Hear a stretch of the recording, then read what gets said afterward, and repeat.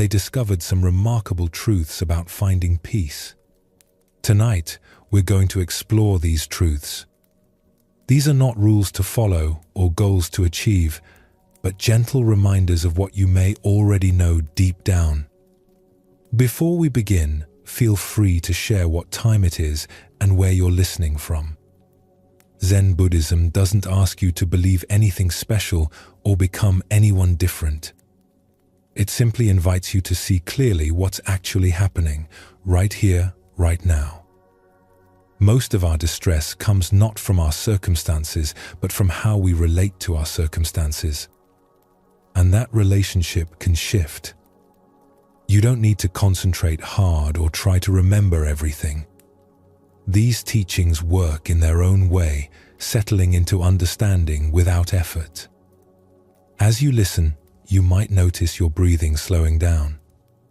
You might feel your body releasing tension you didn't know you were holding.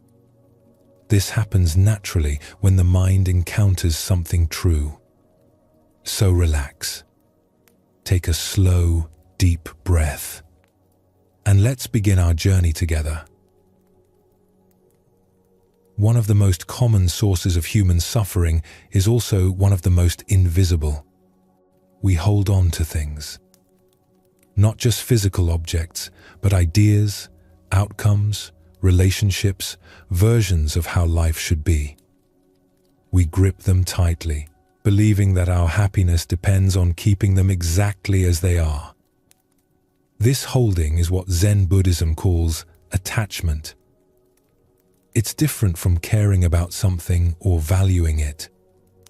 Attachment is the belief that we must possess something permanently, that we must control it, that our well-being depends on it, never changing.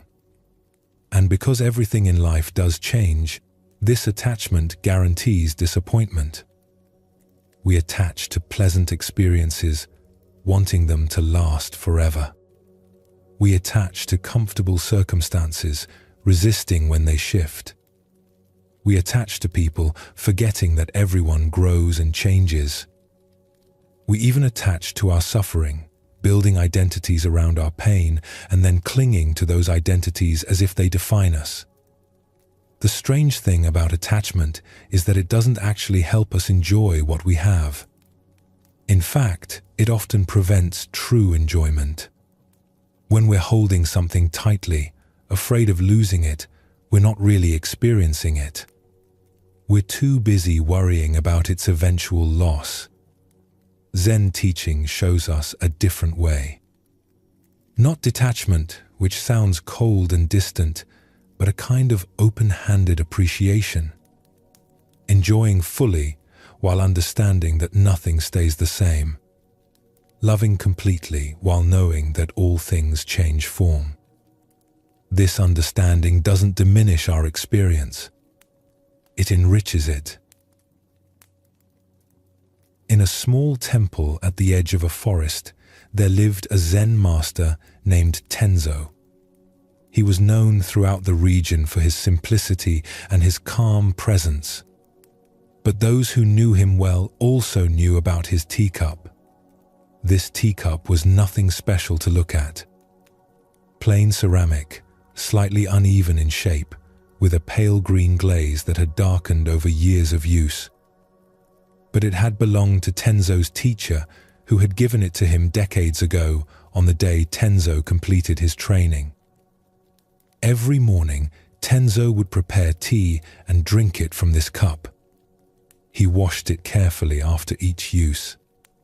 He kept it on a special shelf in his small room. Students noticed how his hands would cradle the cup gently, how his attention would settle when he held it. One autumn morning, a young monk named Kensho arrived at the temple. He had traveled far and was eager to begin his studies. Tenzo welcomed him warmly and showed him around the simple grounds. When they entered Tenzo's room, the master went to prepare tea for his guest. As Tenzo reached for his teacup, his sleeve caught on another bowl. The teacup tipped from the shelf and fell to the wooden floor. It shattered into several pieces, Kensho froze, horrified. He had just arrived and already caused his teacher to lose something precious. He opened his mouth to apologize, to offer to replace it somehow, to explain that he hadn't meant to crowd the doorway. But Tenzo simply looked at the broken pieces on the floor. His face was calm, perhaps even peaceful. He bent down and picked up the largest fragment, turning it slowly in his hand. "How beautiful it was," he said quietly. "All these years it held my tea. Every morning, the warmth of the liquid, the taste of the leaves. It served its purpose perfectly." He gathered the other pieces and placed them in his palm. "My teacher gave me this cup 30 years ago. I've drunk from it every morning since. And now it has completed its journey as a cup. It was whole for exactly as long as it needed to be." Kensho didn't know what to say. "Master, I'm so sorry. It was precious to you." "It was precious," Tenzo agreed. "And now it's something else. These pieces are also precious. They remind me that my teacher is gone, the cup is gone, and someday I will be gone too. Everything passes. This is how things are." He picked up another bowl from the shelf, an ordinary one that students used. "Tomorrow I'll drink my tea from this bowl instead. It will do the same job.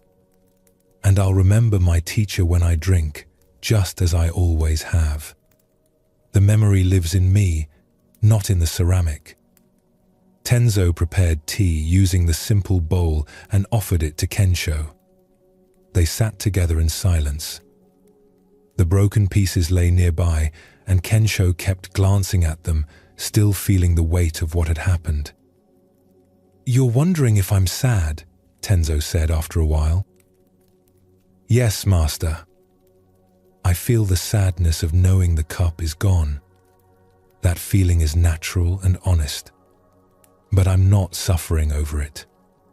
The suffering would come if I insisted it shouldn't have broken, if I demanded that it still be whole, if I spent my energy wishing reality were different than it is." He took a sip of tea from the ordinary bowl. "The cup breaking is just what happened. My teacher dying was just what happened. One day, my own death will be just what happens. When we stop fighting with what happens, something in us becomes very quiet."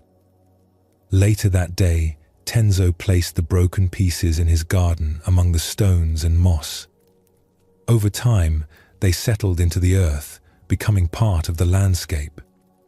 Students who came years later never knew about the teacup, but they all noticed something about Tenzo. He held things lightly. He appreciated beauty without clinging to it.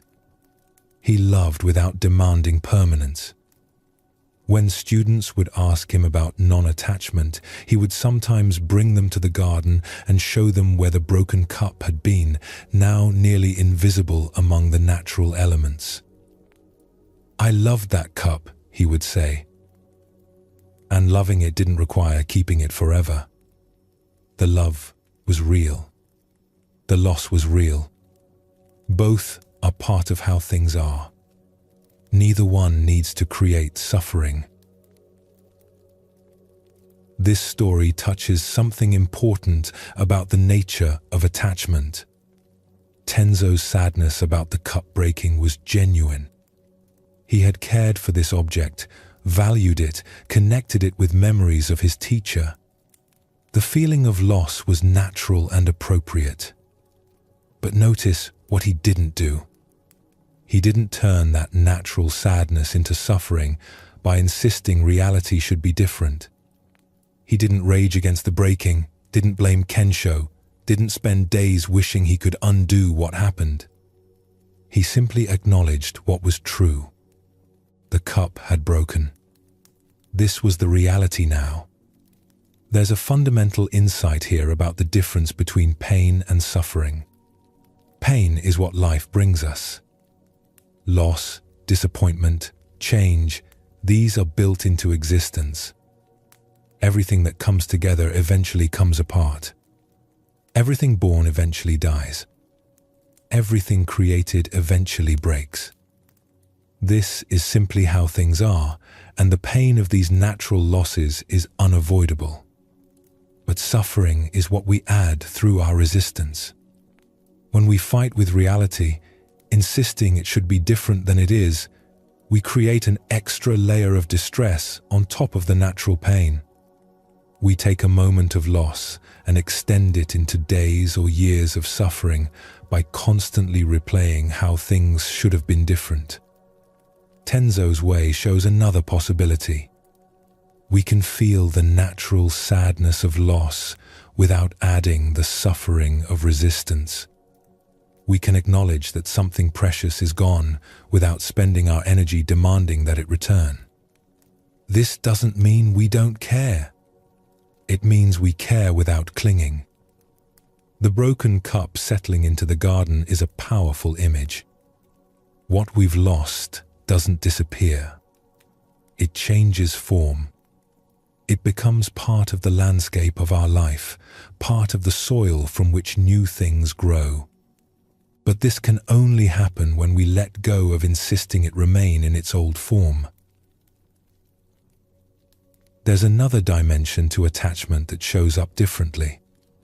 Sometimes we cling not to objects but to outcomes, to how we think things should unfold. In a village known for its skilled craftspeople, there was a woodcarver named Isamu. He had learned his trade from his father and had spent 30 years perfecting his skill. He could carve intricate scenes into panels of cedar and cypress. His work decorated temples and wealthy homes throughout the province. Isamu took great pride in his precision. Every cut had to be exact. Every detail had to match his vision perfectly. He would spend months on a single panel, adjusting and refining until it met his exacting standards. His reputation was built on this perfectionism, and he protected it fiercely. One spring, a merchant commissioned Isamu to create a large panel depicting a mountain landscape for a new temple. The merchant described exactly what he wanted: a specific mountain, certain trees in the foreground, a particular waterfall. Isamu accepted the commission and began planning the piece. For weeks, he studied the mountain, sketching it from different angles. He selected the finest piece of cedar he could find, completely free of knots or irregularities. He sharpened his tools until they could split a hair. He prepared his workshop, eliminating any distractions. Finally, he began carving. The work went well. The mountain took shape under his hands, the trees emerged from the wood, the waterfall seemed to flow down the panel. Isamu worked with complete focus, often forgetting to eat or sleep. This was to be his masterpiece, the work that would secure his legacy. After 2 months of intensive carving, the panel was nearly complete. Isamu stepped back to examine it in the morning light. It was perfect. Every line was exactly where it should be. Every detail matched his vision. He felt a deep satisfaction, already imagining the merchant's reaction, the praise from other craftspeople, the enhanced reputation this would bring. That afternoon, as Isamu was preparing to do the final finishing work, his young nephew came to visit. The boy was perhaps 7 years old, excited to see his uncle's workshop. Isamu was usually careful about keeping children away from his workspace, but he was in such a good mood about the nearly finished panel that he let the boy enter. "Can I help?" the nephew asked, eyes wide at all the tools and wood shavings. "Just watch," Isamu said, smiling. "This is very delicate work." He turned back to the panel, selecting the finishing tool. Behind him, his nephew picked up a carving gouge from the workbench, mimicking his uncle's movements. The boy stepped closer to see better, and his hand, still holding the tool, swung toward the panel. The gouge bit into the wood, cutting a deep, jagged line across the waterfall, completely destroying that section of the carving. Isamu spun around at the sound. For a moment, he couldn't process what he was seeing. 2 months of work. His masterpiece. Ruined by a child's careless movement. The rage that rose in him was immediate and overwhelming. His face flushed. His hands clenched. He opened his mouth to shout at the boy, to release all the fury and devastation he felt. But then he saw his nephew's face. The child's eyes were filling with tears. His small body was frozen in terror. The boy looked at the ruined panel, then at his uncle, then back at the panel. "I'm sorry," the child whispered. "I'm sorry, I'm sorry, I'm sorry." Something in Isamu broke in that moment, but it wasn't anger. It was something else. He looked at this terrified child, then at the panel, then back at the child.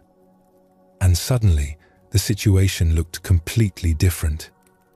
It was a piece of wood. He had carved it skillfully, yes, but it was still just wood. It could be carved again. His nephew was a living child, already learning that mistakes bring harsh punishment, already developing the fear and shame that would follow him through life if Isamu responded with rage right now. Which was more important? The perfect panel or this child's trust? His reputation or his nephew's well-being? The outcome he had demanded or the actual moment in front of him? Isamu took a long breath. Then another. He put down his tool and knelt so he was at eye level with his nephew. "It's all right," he said quietly. The boy stared at him, disbelieving. "It's just wood," Isamu continued. "You didn't mean to damage it. And I should have been more careful about where I left sharp tools when a child was in the room." "But all your work," the nephew said, tears spilling over. "I can carve it again. I've learned the mountain now. The second version will probably be better anyway." Isamu surprised himself by realizing this was true. He had learned so much in creating the first panel that a second attempt would benefit from that experience. He stood and examined the damage. The gouge mark was deep and ugly, cutting right through what had been the most beautiful section of the carving. There was no fixing it. The panel was ruined. "You know what?" Isamu said. "I've been carving for 30 years and every single panel has been exactly what I planned. Perfect. Controlled. Maybe that's made my work a little stiff, a little lifeless. Let me try something different." Over the next few days, instead of starting over, Isamu worked with the damaged panel. He incorporated the gouge mark into the design, turning it into a lightning strike hitting the waterfall. He carved the wood around it to show the energy of the strike, the disruption it caused in the water's flow. The perfect, controlled landscape became something more dynamic, more alive. When the merchant came to see the finished work, he stood before it in silence for a long time. "This is not what I asked for," he finally said. Isamu's heart sank. Of course. The man had paid for a specific design, and Isamu had failed to deliver it. "But it's far better," the merchant continued. "There's something in this piece that wasn't in your other work. Life. Movement. The unexpected. I'll pay you double." Isamu declined the extra payment, but he kept thinking about what the merchant had said. Something about that accident, that moment when his perfect plan was destroyed, had forced him to create differently. Without the rigid attachment to his original vision, something freer had emerged. Years later, Isamu's style had changed completely.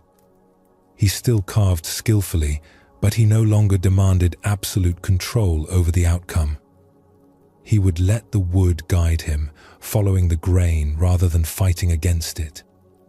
He would incorporate accidents rather than treating them as disasters.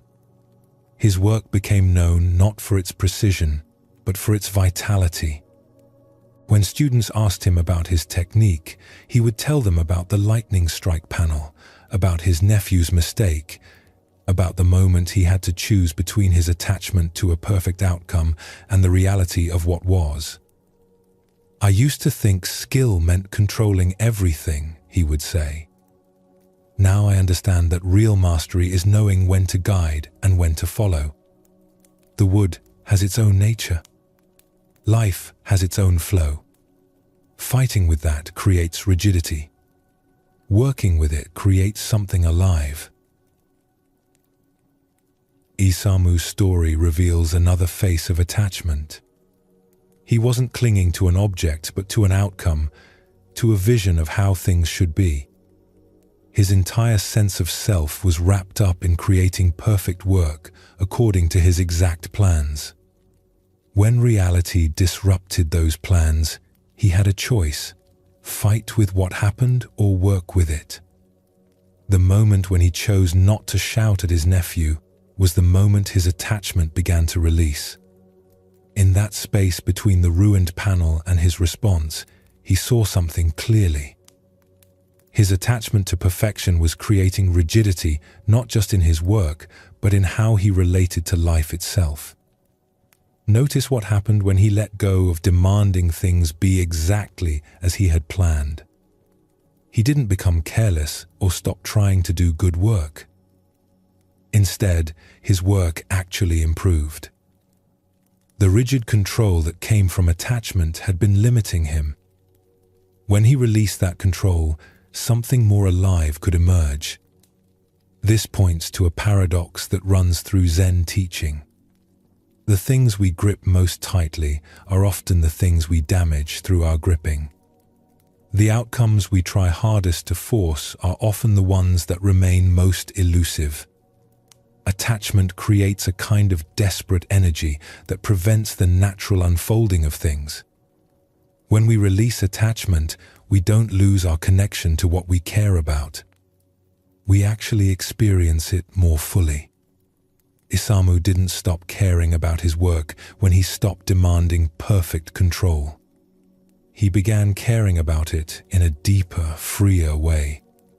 His work became an expression of engagement with reality rather than an attempt to force reality into a predetermined shape. Both Tenzo and Isamu show us that letting go of attachment isn't about becoming cold or indifferent. It's about loving things, working with things, valuing things without needing them to be permanent or controllable. This open-handed way of living doesn't diminish our experience. It enhances it, removing the layer of fear and desperation that attachment always carries with it. As you settle into rest tonight, you might notice what you've been holding too tightly. Perhaps an idea about how things should be. Perhaps a demand that something not change. Perhaps an insistence that reality be different than it is. Not to judge these attachments, but simply to see them. And in seeing them, perhaps feel what it might be like to hold things just a little more gently. We spend much of our lives trying to manage outcomes. We plan carefully, work hard, arrange circumstances, and attempt to steer events in directions we think they should go. This effort feels necessary, even virtuous. After all, aren't we supposed to take responsibility for our lives? But there's a difference between responding skillfully to what life brings and trying to control what life brings in the first place. One works with reality. The other fights against it. And that fight, no matter how determined or well-intentioned, is often the source of our deepest frustration. The truth is that most of what happens in life is beyond our control. We don't control the weather, the economy, other people's choices, our own thoughts and feelings, aging, illness, or countless other forces that shape our days. We can influence some things within a narrow range, but control? That's mostly an illusion we maintain through constant effort. Zen Buddhism doesn't suggest we become passive or stop trying to do good work in the world. It suggests something more subtle. We can act with full commitment while holding our plans lightly. We can work toward outcomes without demanding that reality cooperate with our vision. We can do what seems right and then meet whatever actually happens with openness rather than resistance. This shift from controlling to responding changes everything. When we're not exhausting ourselves trying to force outcomes, we have more energy to deal with what's actually in front of us. When we're not rigid about how things should unfold, we can adapt when circumstances shift. When we stop fighting with reality, we can finally work with it. In the mountains north of Kyoto, there was a monastery known for its peaceful atmosphere and simple way of life. The abbot of this monastery was a man named Daisetsu, who had led the community for nearly 20 years. Daisetsu ran the monastery with careful attention. He maintained a precise daily schedule.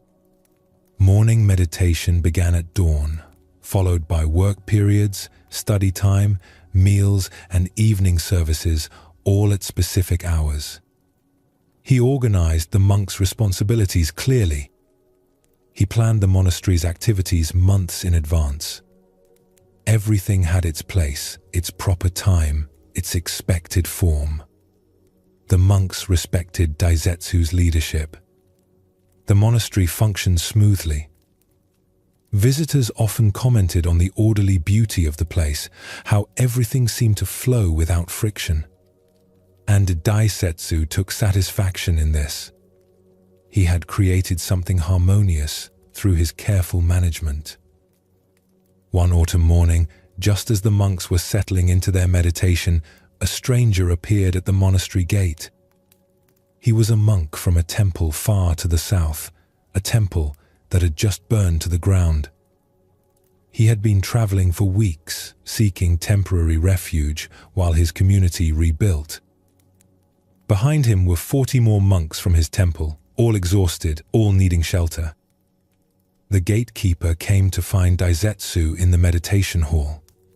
He whispered the situation quietly. 40 unexpected guests. No warning. No preparation. Daisetsu paused, considering. The meditation schedule would need to change.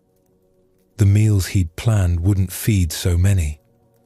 The sleeping quarters were already occupied. His careful arrangements would shift in ways he hadn't anticipated. He stood and went to meet the travelers. They stood in the courtyard, travel-worn and uncertain. The leader bowed deeply. "Forgive this intrusion, Master Daisetsu. We would not presume on your hospitality except that our need is great. We've been walking for weeks, sleeping in forests and fields. If you could shelter us even for a few days while we make other arrangements." Daisetsu considered the possibilities. He could direct them to another monastery. He could offer shelter to just a few. He could explain that his community's routine couldn't easily accommodate such an interruption. Each thought arose in turn, each one a way to maintain what he had carefully built. But then he looked at the monks' faces. They were exhausted. Their robes were dirty and torn. Some of them looked ill. They had lost everything and had been walking for weeks. And here he was, worried about his meditation schedule. "Welcome," he heard himself say. "Please, come in. You must be hungry." The next hours unfolded differently than any day in recent memory. The kitchen monks adjusted their preparations for the larger group. Monks rearranged sleeping spaces, making room where they could. The meditation schedule gave way to more immediate needs. Everything Daisetsu had carefully structured shifted into something more fluid. He moved through the monastery, attending to the various needs that arose. A visiting monk needed medicine. The kitchen needed more rice brought from storage. Someone's robe needed mending. Each situation called for a response he hadn't planned for. By evening, Daisetsu sat alone in his room, looking at the schedule he had posted on the wall. None of it had happened today. Nothing had gone according to plan. His carefully structured monastery had become something different, something he hadn't intended. The next morning, he woke before dawn as usual, intending to at least maintain the meditation schedule. But as he walked toward the meditation hall, he heard something unexpected. Voices. Laughter. In the kitchen, the visiting monks and his own monks were working together to prepare breakfast. They were talking, sharing stories about their different monasteries, laughing at jokes. The atmosphere was warm and alive in a way the usually silent kitchen never was. Throughout that day, Daisetsu watched similar scenes. The work periods became collaborative rather than assignments to complete. The visiting monks, grateful for shelter, worked with enthusiasm. They taught his monks songs from their tradition. They shared different ways of preparing tea, different meditation techniques, different perspectives on the teachings. The monastery was louder than usual, less orderly. The schedule remained disrupted, but something else was present that hadn't been there before. A kind of genuine community, spontaneous and real, that the formal structure had somehow been preventing. In the evening, Daisetsu sat with the visiting abbot on the monastery steps, watching the sun set behind the mountains. "Thank you again for taking us in," the visitor said. "I know it's disrupted your routine." Daisetsu was quiet for a moment. "I spent 20 years building a particular kind of order here. I thought that order was creating harmony. But I see now it was creating something more like stillness. These past 2 days have been chaotic, and yet there's more genuine life in this place than there's been in years."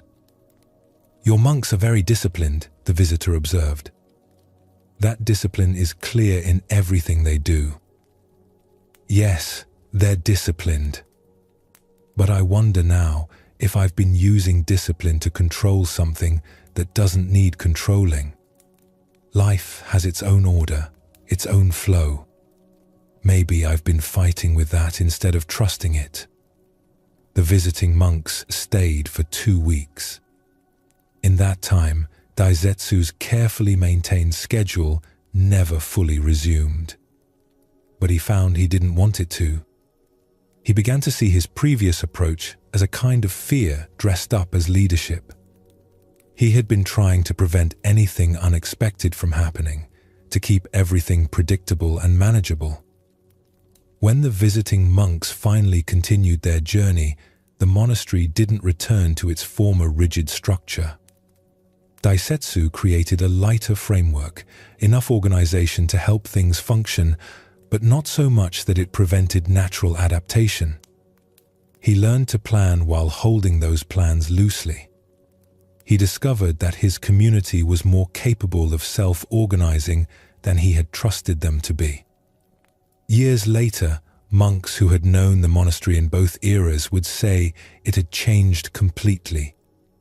When asked to describe the difference, they would struggle for words. Finally, one old monk put it this way: Before, we were very organized. Now, we're very alive. Daisetsu's experience reveals something important about the nature of control. His careful organization wasn't wrong or bad. It had created a functioning monastery, but it had also created rigidity. His need to keep everything predictable prevented the natural flow of life from moving through the place. When the unexpected visitors arrived, Daisetsu had a choice. He could try to maintain his control by sending them away or limiting the disruption they caused. Or he could let go of his need for things to go according to plan and meet the situation as it actually was. Notice that letting go didn't mean doing nothing. It meant responding to what was real rather than insisting on what he had planned.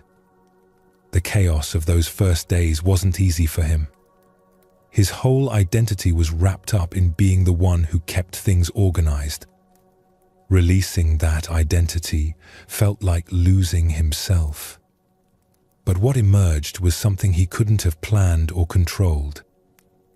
Genuine community arose naturally when he stopped trying to force a particular form.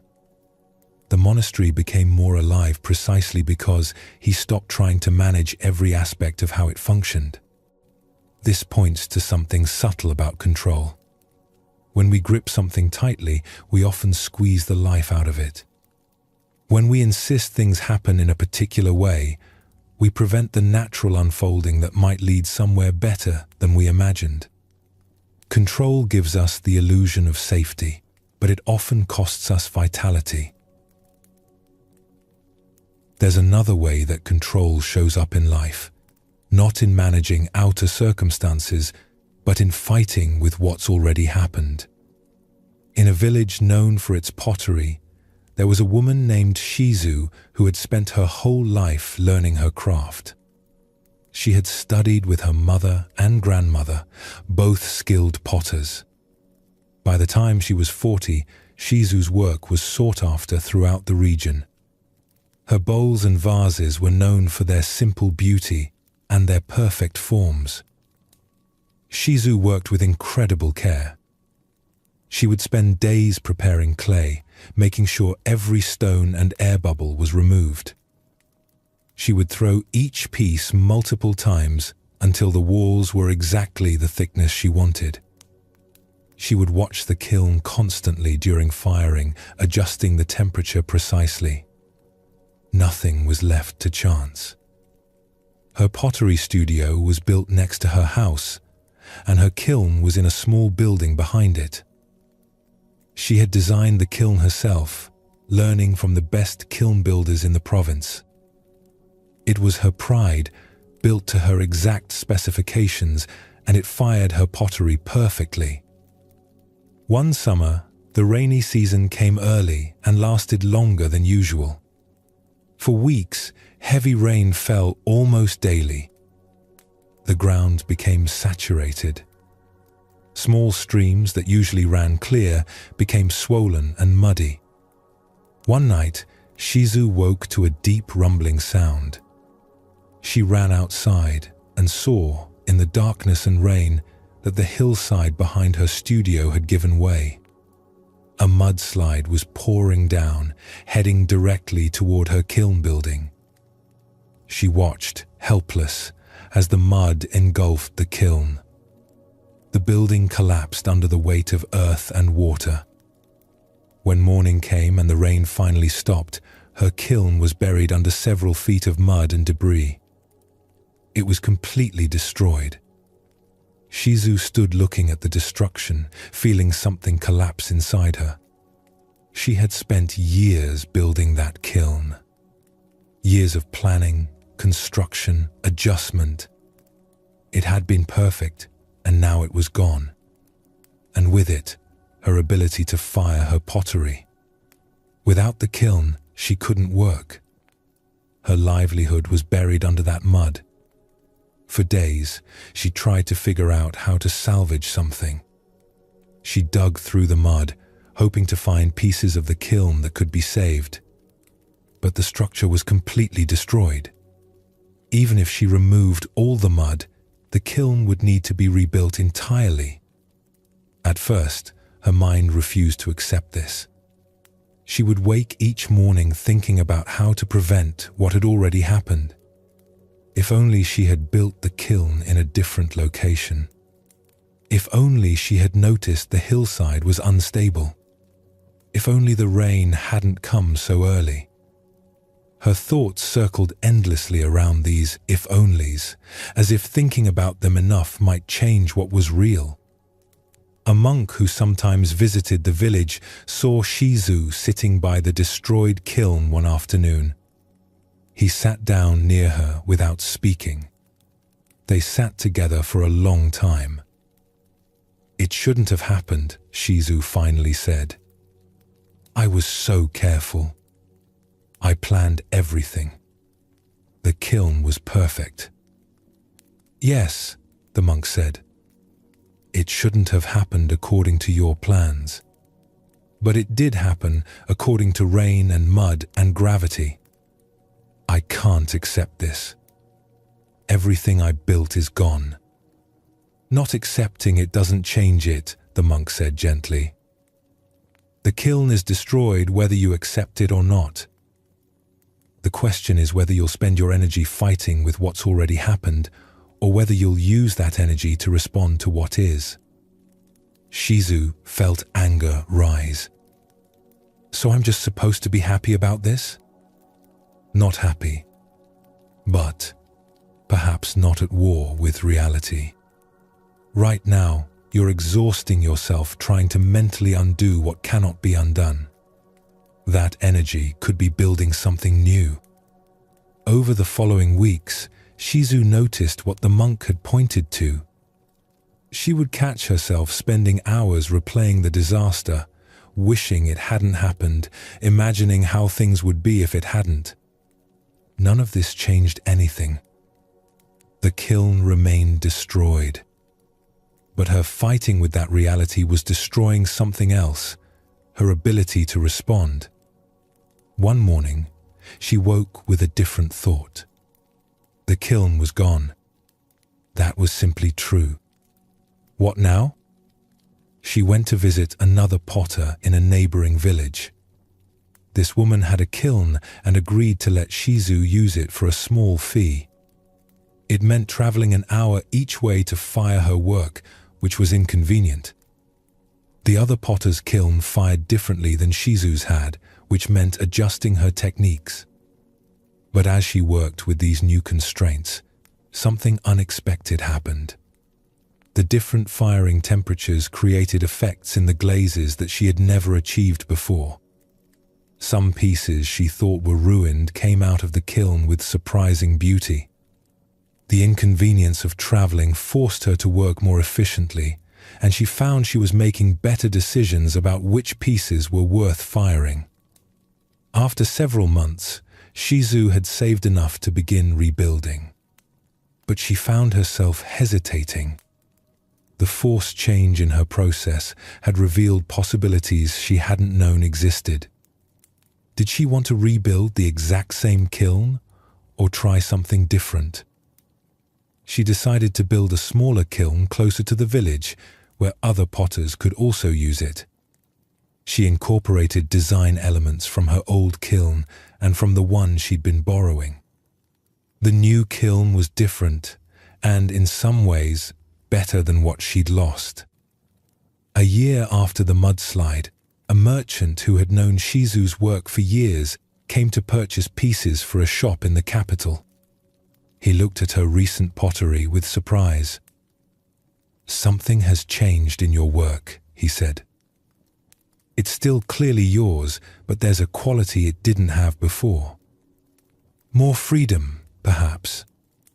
Less perfection, but more life." Shizu understood what he meant. The disaster had forced her to stop gripping her process so tightly. The loss of control had opened possibilities that her need for control had closed off. "I lost something precious," she told the merchant. And I spent a long time fighting with that loss, trying to undo it in my mind. When I finally stopped fighting and just responded to what was real, I discovered that what seemed like an ending was also a beginning. Years later, younger potters would come to study with Shizu. They admired her skill, but also her attitude. When their own pieces would crack in the kiln or their plans would go wrong, she would tell them about the mudslide, about the destroyed kiln, about the weeks she wasted fighting with what had already happened. "Things will go wrong," she would say. "That's not a failure of planning or skill.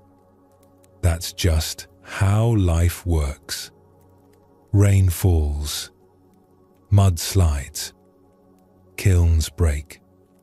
The question isn't how to prevent these things. The question is how quickly you can stop fighting with what's already happened and start working with what is." Shizu's story shows us the exhausting nature of fighting with what's already done. The mudslide had happened. The kiln was destroyed. These were simply facts.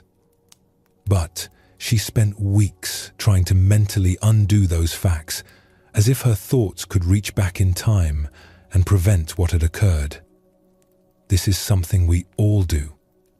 Something goes wrong, and we replay it endlessly. If only I had done this differently. It shouldn't have happened this way. Why did this happen to me? These thoughts accomplish nothing except keeping us locked in battle with a reality we cannot change. The monk's question points to the heart of the issue. Are you using your energy to fight what's already happened or to respond to what is? One is utterly futile.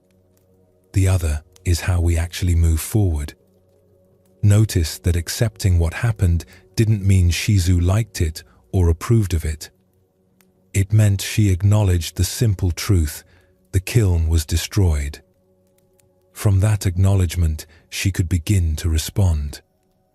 As long as she was fighting with the reality of the loss, all her energy went into that futile fight. Once she accepted it, that energy became available for building what came next. The unexpected benefits that came from the disaster, the new techniques, the different kiln design, the more alive quality in her work, these only became visible once she stopped insisting things should have gone according to her plans. Life had brought something she didn't want and couldn't control. But within that unwanted circumstance were possibilities she couldn't have imagined while she was busy demanding reality be different. Both Daisetsu and Shizu show us the same truth from different angles. Control is largely an illusion we maintain through constant effort. When that illusion is shattered by unexpected visitors, by a mudslide, by any of the 1,000 ways life refuses to follow our plans, we have a choice. We can exhaust ourselves trying to reimpose control, or we can learn to respond with flexibility to what's actually happening. This doesn't mean we stop planning or making efforts. Daisetsu still ran his monastery. Shizu still created her pottery with care and skill. But they learned to hold their plans lightly, to work with circumstances rather than demanding circumstances conform to their will. There's a kind of ease that comes with this recognition. When we're not constantly fighting with reality, we have more energy for engaging with it. When we stop trying to control what cannot be controlled, we can focus on responding skillfully to what we can influence. The difference between these two approaches is the difference between exhaustion and vitality, between rigidity and aliveness. As you rest tonight, you might notice where you've been trying to control what cannot be controlled. Perhaps you've been fighting with something that's already happened, trying to mentally undo it. Perhaps you've been demanding that circumstances align with your plans rather than responding to circumstances as they are. Not to judge this impulse toward control, it comes from a natural desire for safety and predictability, but simply to see it and to feel what it might be like to release it, even just a little. To stop fighting and start flowing with what is.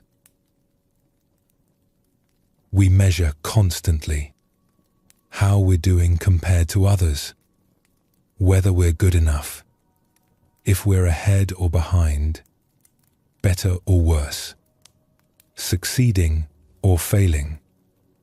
The mind generates these judgments without pause, creating an endless scorecard of where we stand. This comparing and judging feels natural, even necessary. How else would we know if we're on the right track? How else would we improve? But Zen Buddhism suggests that this constant measuring is one of the main sources of our unease. When we're always evaluating, we're never simply present. When we're always comparing, we're never at peace with what is. The judgments work in both directions. Sometimes we measure ourselves against others and come up short. We see someone more talented, more successful, more at ease, and we feel lacking. Other times, we measure ourselves as superior, but this brings its own subtle anxiety. We must maintain that position, protect it, prove it again and again. Either way, the comparing mind keeps us in a state of tension.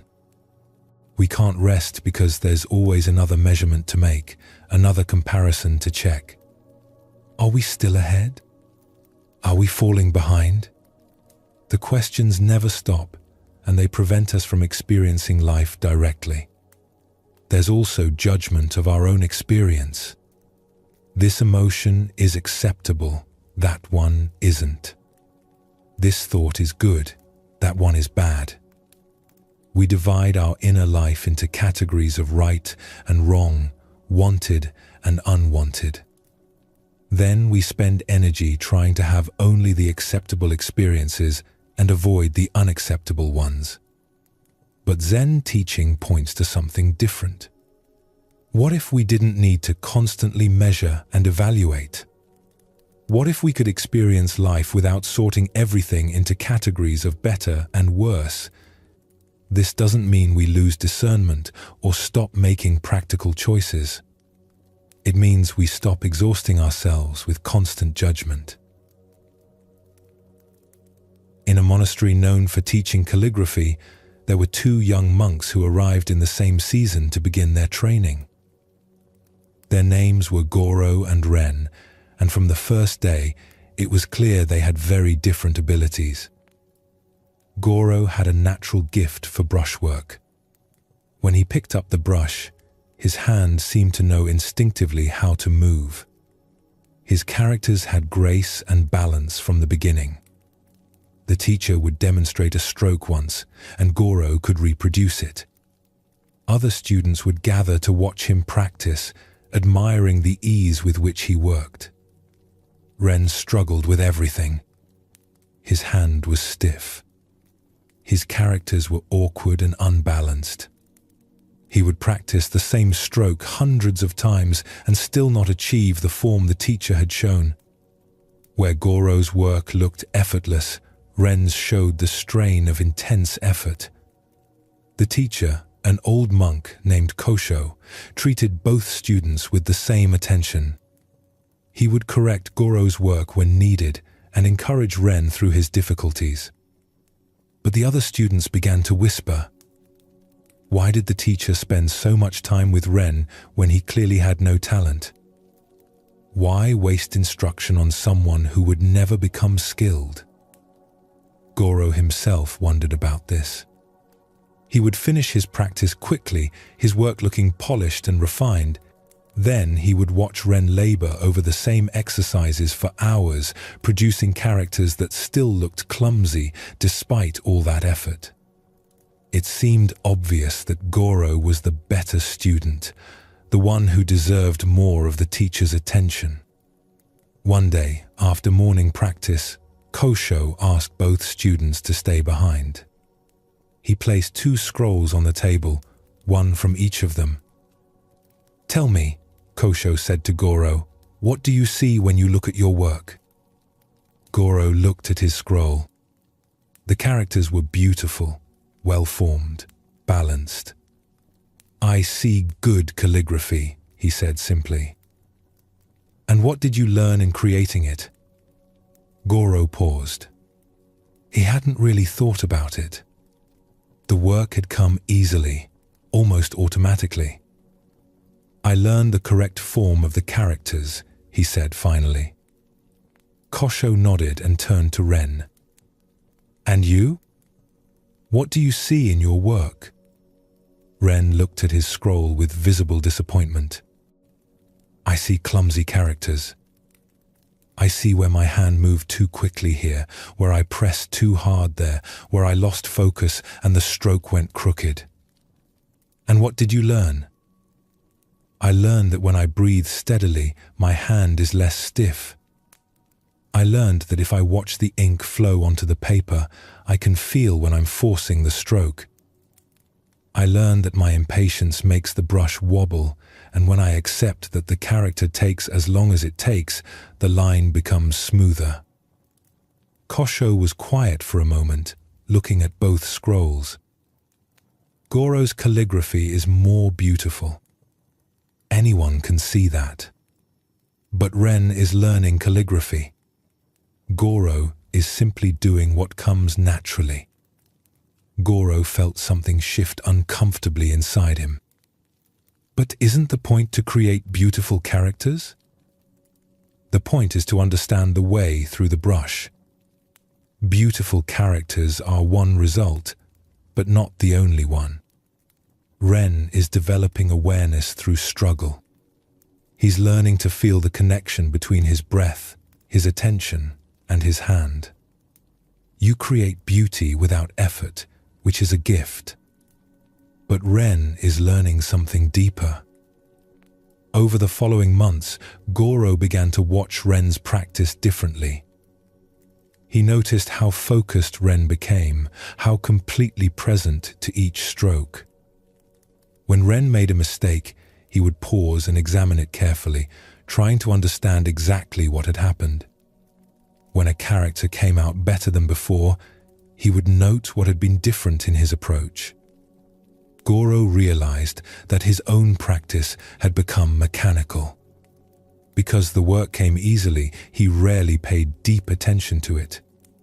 He would complete his exercises while his mind wandered to other things. The beauty of his calligraphy was effortless, but he was learning very little.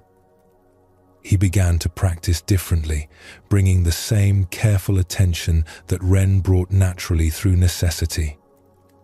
He slowed down. He paid attention to his breath, his posture, the feeling of the brush in his hand. His calligraphy became even more refined. But more importantly, he began to understand what Kosho had been teaching. Years passed. Goro's work remained technically superior, his characters more beautiful by conventional standards. But Ren's calligraphy had developed a quality that was harder to name. Each character showed the presence of the person creating it. The strokes had life in them, evidence of full attention and genuine engagement. When students would ask Kosho about the difference between natural talent and dedicated practice, he would sometimes show them scrolls from both monks, not identifying which was which. "This one," he would say, pointing to Goro's work, "shows mastery of technique. And this one, pointing to Ren's, shows mastery of self. Both have value, but only one came through the kind of attention that transforms a person." Goro and Ren became friends over the years, each appreciating what the other brought to the practice. Goro no longer measured his worth by how easily beautiful calligraphy came to him. Ren no longer judged his struggle as evidence of failure. They had both learned that the comparing mind, which creates hierarchies of better and worse, more talented and less talented, misses something essential about the nature of true learning. When they eventually became teachers themselves, they would tell their own students, "Don't compare your practice to anyone else's. Your path is your own. What looks like advantage might be obstacle. What looks like obstacle might be the very thing that opens understanding." The story of Goro and Ren shows how misleading our measurements can be. By every obvious standard, Goro was the better calligrapher. His work was more beautiful. His technique was more polished. If we were judging purely by results, Goro was clearly superior. But that judgment missed what was actually happening. Ren's struggle was forcing him to pay attention in ways that Goro's easy success never required. Ren was developing a quality of presence that would eventually make his work profound, despite its technical imperfection. Goro's gift was real, but it was also allowing him to remain superficial in his practice. This points to something important about comparison. When we measure ourselves against others, we're usually comparing surfaces. We see the results, the external markers of success or failure. But we don't see the inner development, the quality of attention, the depth of engagement. These things are invisible to casual observation, but they're often what matters most. Notice too that the comparing created suffering for both monks. Goro felt superior, which prevented him from learning deeply. Ren felt inferior, which made his genuine progress feel like failure. Both were trapped in a story about better and worse that obscured what was actually true. When Kosho pointed out what was really happening, both monks could begin to see beyond their judgments. Goro could appreciate the depth that struggle can bring. Ren could recognize that his difficulty was teaching him something valuable. The comparing mind fell away, and they could both simply engage with their practice as it was. There's another way that comparison creates suffering. Sometimes we measure ourselves not against distant others, but against people in our immediate world, people whose presence reminds us daily of what we think we lack. In a village known for its fine textiles, there were two weavers whose homes stood side by side. One was named Chiyo, the other Hana. They had grown up together, learned weaving from the same teacher, and had opened their workshops at nearly the same time. For years, they worked alongside each other in friendly companionship. They would share tea in the afternoons, discuss techniques, show each other new patterns they were developing. Each appreciated the other's skill, and there was no tension between them. Then a merchant from the capital came through the village, looking for textiles to sell in the city markets. He visited both workshops, examined their work carefully, and placed a large order with Hana. Her patterns, he said, had a sophistication that would appeal to wealthy customers in the capital. He placed no order with Chiyo. Chiyo told herself she was happy for her friend. And part of her was. But another part began to notice things she hadn't paid attention to before. Hana's workshop was slightly larger than hers. Hana's loom was newer.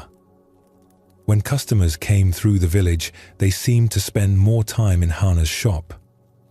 She began to compare their work in ways she never had before. When she looked at her own weaving, she saw flaws she hadn't noticed previously. The colors seemed duller next to Hana's vibrant dyes. The patterns seemed simpler, less interesting.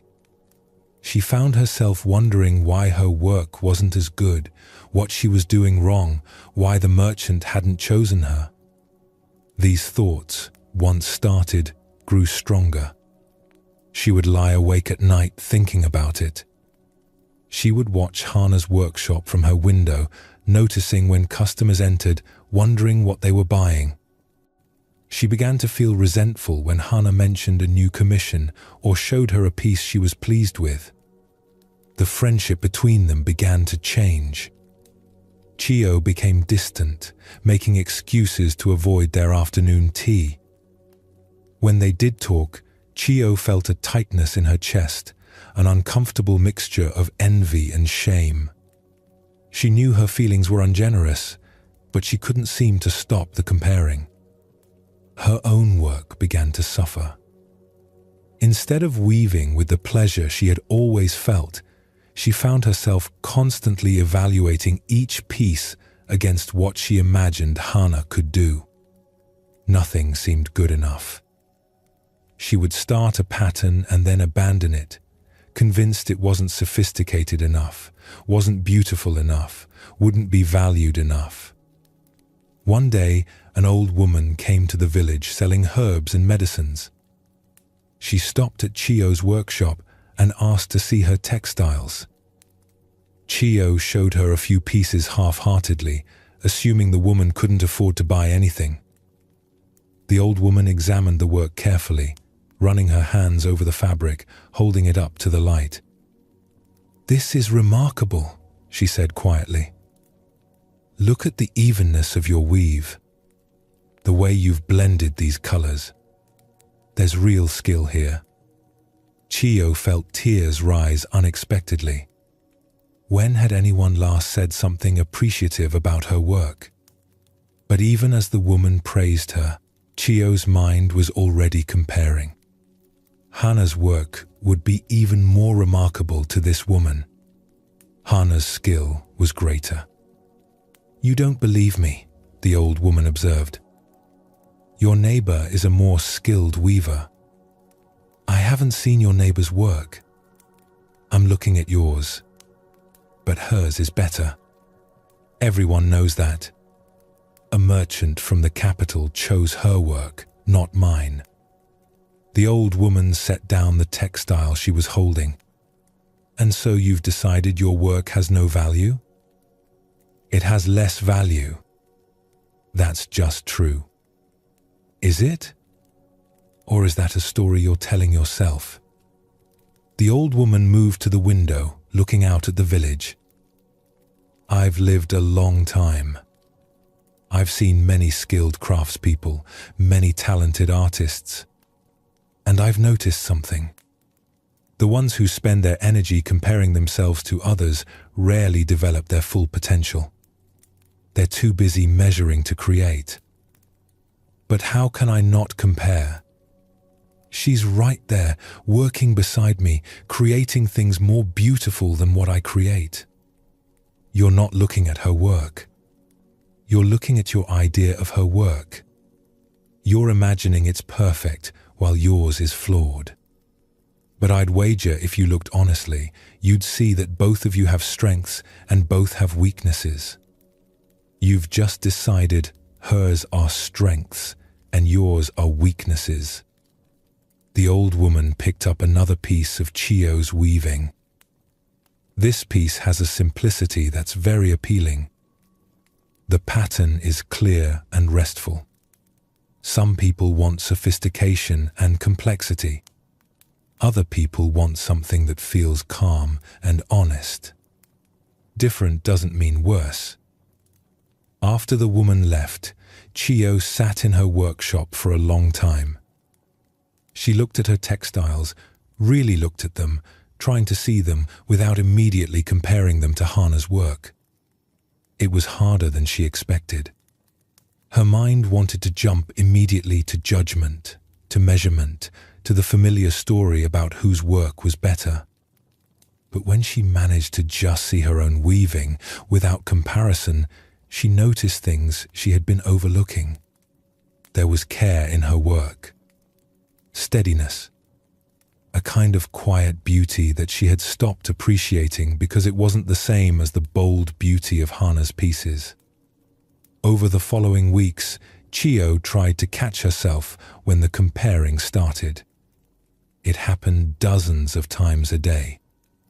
She would see Hana's shop and immediately wonder if Hana was getting more customers. She would finish a piece and immediately imagine it next to Hana's work, finding it lacking. Each time, she tried to notice the thought and let it pass, returning her attention to her own work, to what she was actually creating in that moment. It was difficult. The habit of comparing was deeply ingrained. But gradually, something shifted. She began to take pleasure in weaving again, not because she had decided her work was better than Hana's, but because she had stopped asking that question. Her textiles were what they were. Hana's were what they were. Both could be true without one diminishing the other. One afternoon, Chiyo saw Hana working in her garden and felt an impulse she had been avoiding for months. She walked over and asked if Hana would like to share tea the way they used to. Hana's face brightened immediately. "I'd love that. I've missed our talks." They sat together, and Chiyo found that the tightness she'd been feeling around Hana had eased. She could hear about Hana's recent commissions without the sharp edge of envy. She could show Hana her own work without the painful comparing. They were just two weavers again, sharing their craft, each on their own path. Years later, both women would be known throughout the region for their textiles. Hana's work became prized for its complexity and innovation. Chiyo's became valued for its clarity and restraint. Different merchants sought them out for different reasons. Both had full workshops and satisfied customers.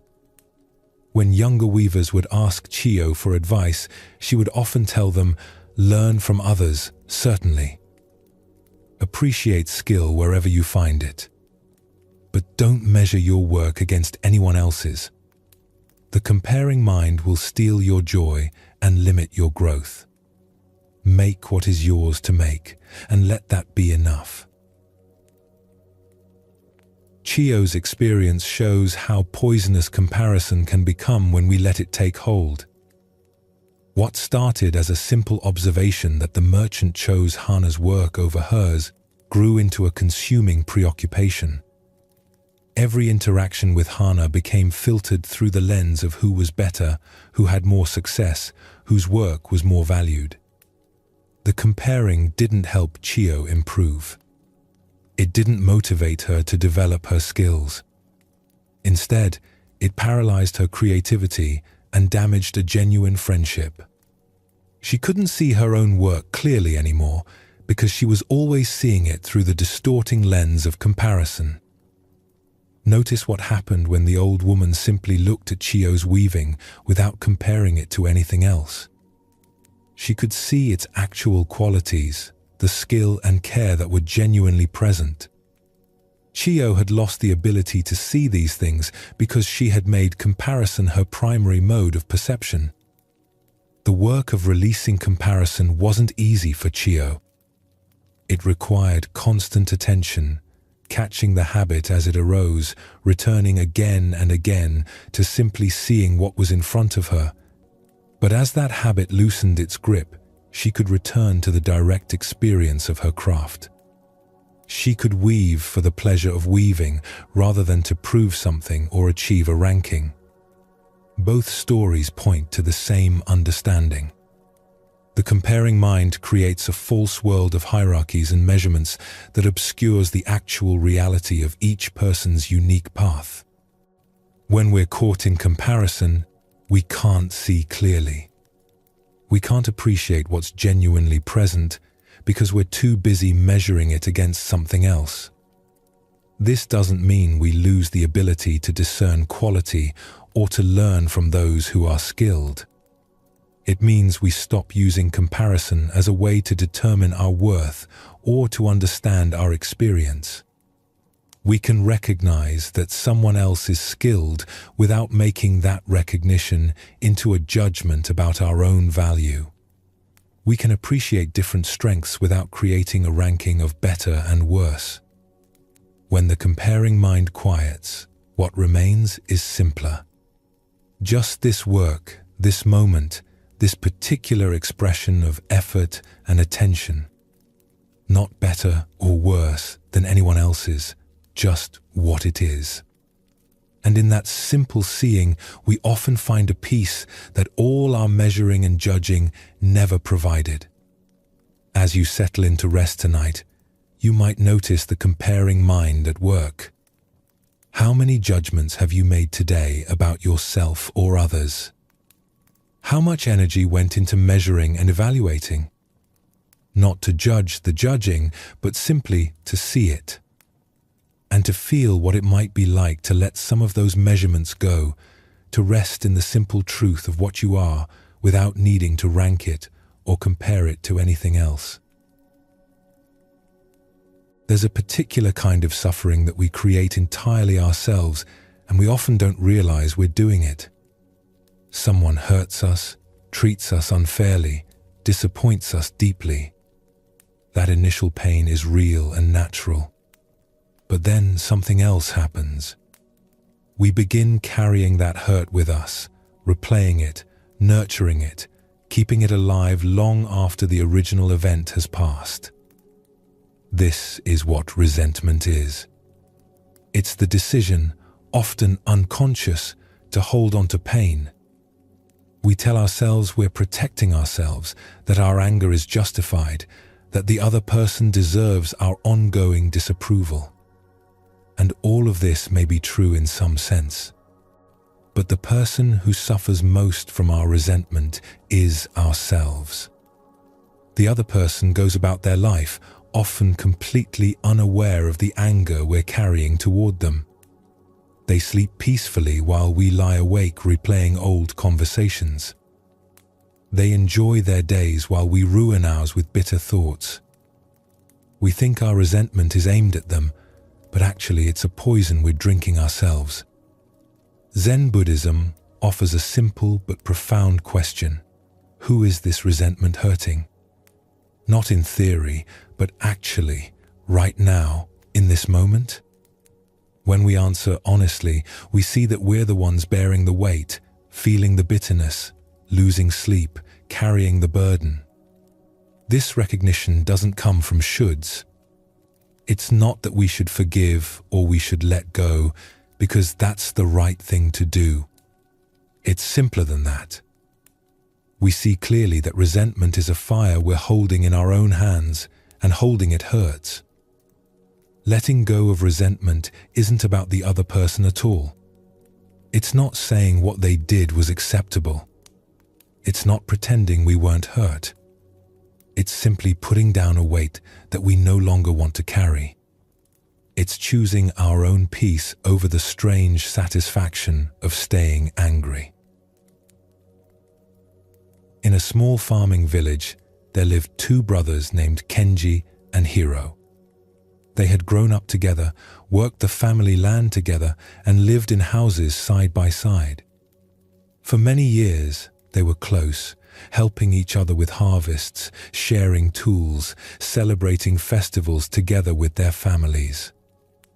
Their father had left them the family land equally when he died, making clear that both sons should work it together and share the yield. For several years, this arrangement worked well. They would decide together what to plant, work the fields side by side, and divide the harvest fairly. Then came a year of poor rains. The crops suffered, and the harvest was much smaller than usual. When it came time to divide what they'd grown, a disagreement arose. Kenji believed he had worked more hours that year because Hiro had been sick for part of the season. He felt he deserved a slightly larger share to reflect his extra labor. Hiro pointed out that he had contributed more seed from his own stores when they were running short, and his tools had been used for most of the work. Each brother felt his contribution had been greater. The conversation became heated. Words were said that hadn't been meant, or had been meant, but shouldn't have been spoken. Kenji accused Hiro of being lazy. Hiro called Kenji selfish and ungrateful. They divided the harvest roughly in half and parted in anger. That might have been the end of it. An argument between brothers, unpleasant but not unusual. But Kenji couldn't let it go. He replayed the conversation in his mind, thinking of better things he should have said. He watched Hiro's house, noting when his brother seemed to be relaxing instead of working. He collected evidence in his mind of every time Hiro had been inconsiderate or unfair, reaching back years for examples. When neighbors would visit, Kenji would find ways to mention the disagreement, painting himself as the wronged party. He stopped attending village gatherings if Hiro would be there. He instructed his family not to speak to Hiro's family. What had been a single argument grew in Kenji's mind into a fundamental betrayal. Years passed this way. The brothers worked separate sections of the land, never speaking, never acknowledging each other even when they passed on the road. Kenji's resentment had become part of his daily life, as familiar as his morning routine. He thought about the injustice regularly, felt the anger rise, rehearsed what he would say if Hiro ever apologized. But Hiro never apologized. In fact, Hiro seemed to go about his life normally. He worked his fields, spent time with his family, participated in village life. Sometimes Kenji would see him laughing with neighbors, and the sight would make Kenji's anger flare even hotter. How could Hiro be happy when he had wronged his own brother? One spring, a traveling monk named Daiki stopped in the village. He was walking from temple to temple and needed a place to rest for a few days. Kenji offered him shelter, glad for the company since he had isolated himself from much of the village. They sat together in the evenings, and Kenji found himself telling the monk about his brother, about the argument, about the unfairness of it all. The monk listened quietly, not interrupting. "So you see," Kenji concluded, "I have good reason to be angry. What he did was wrong."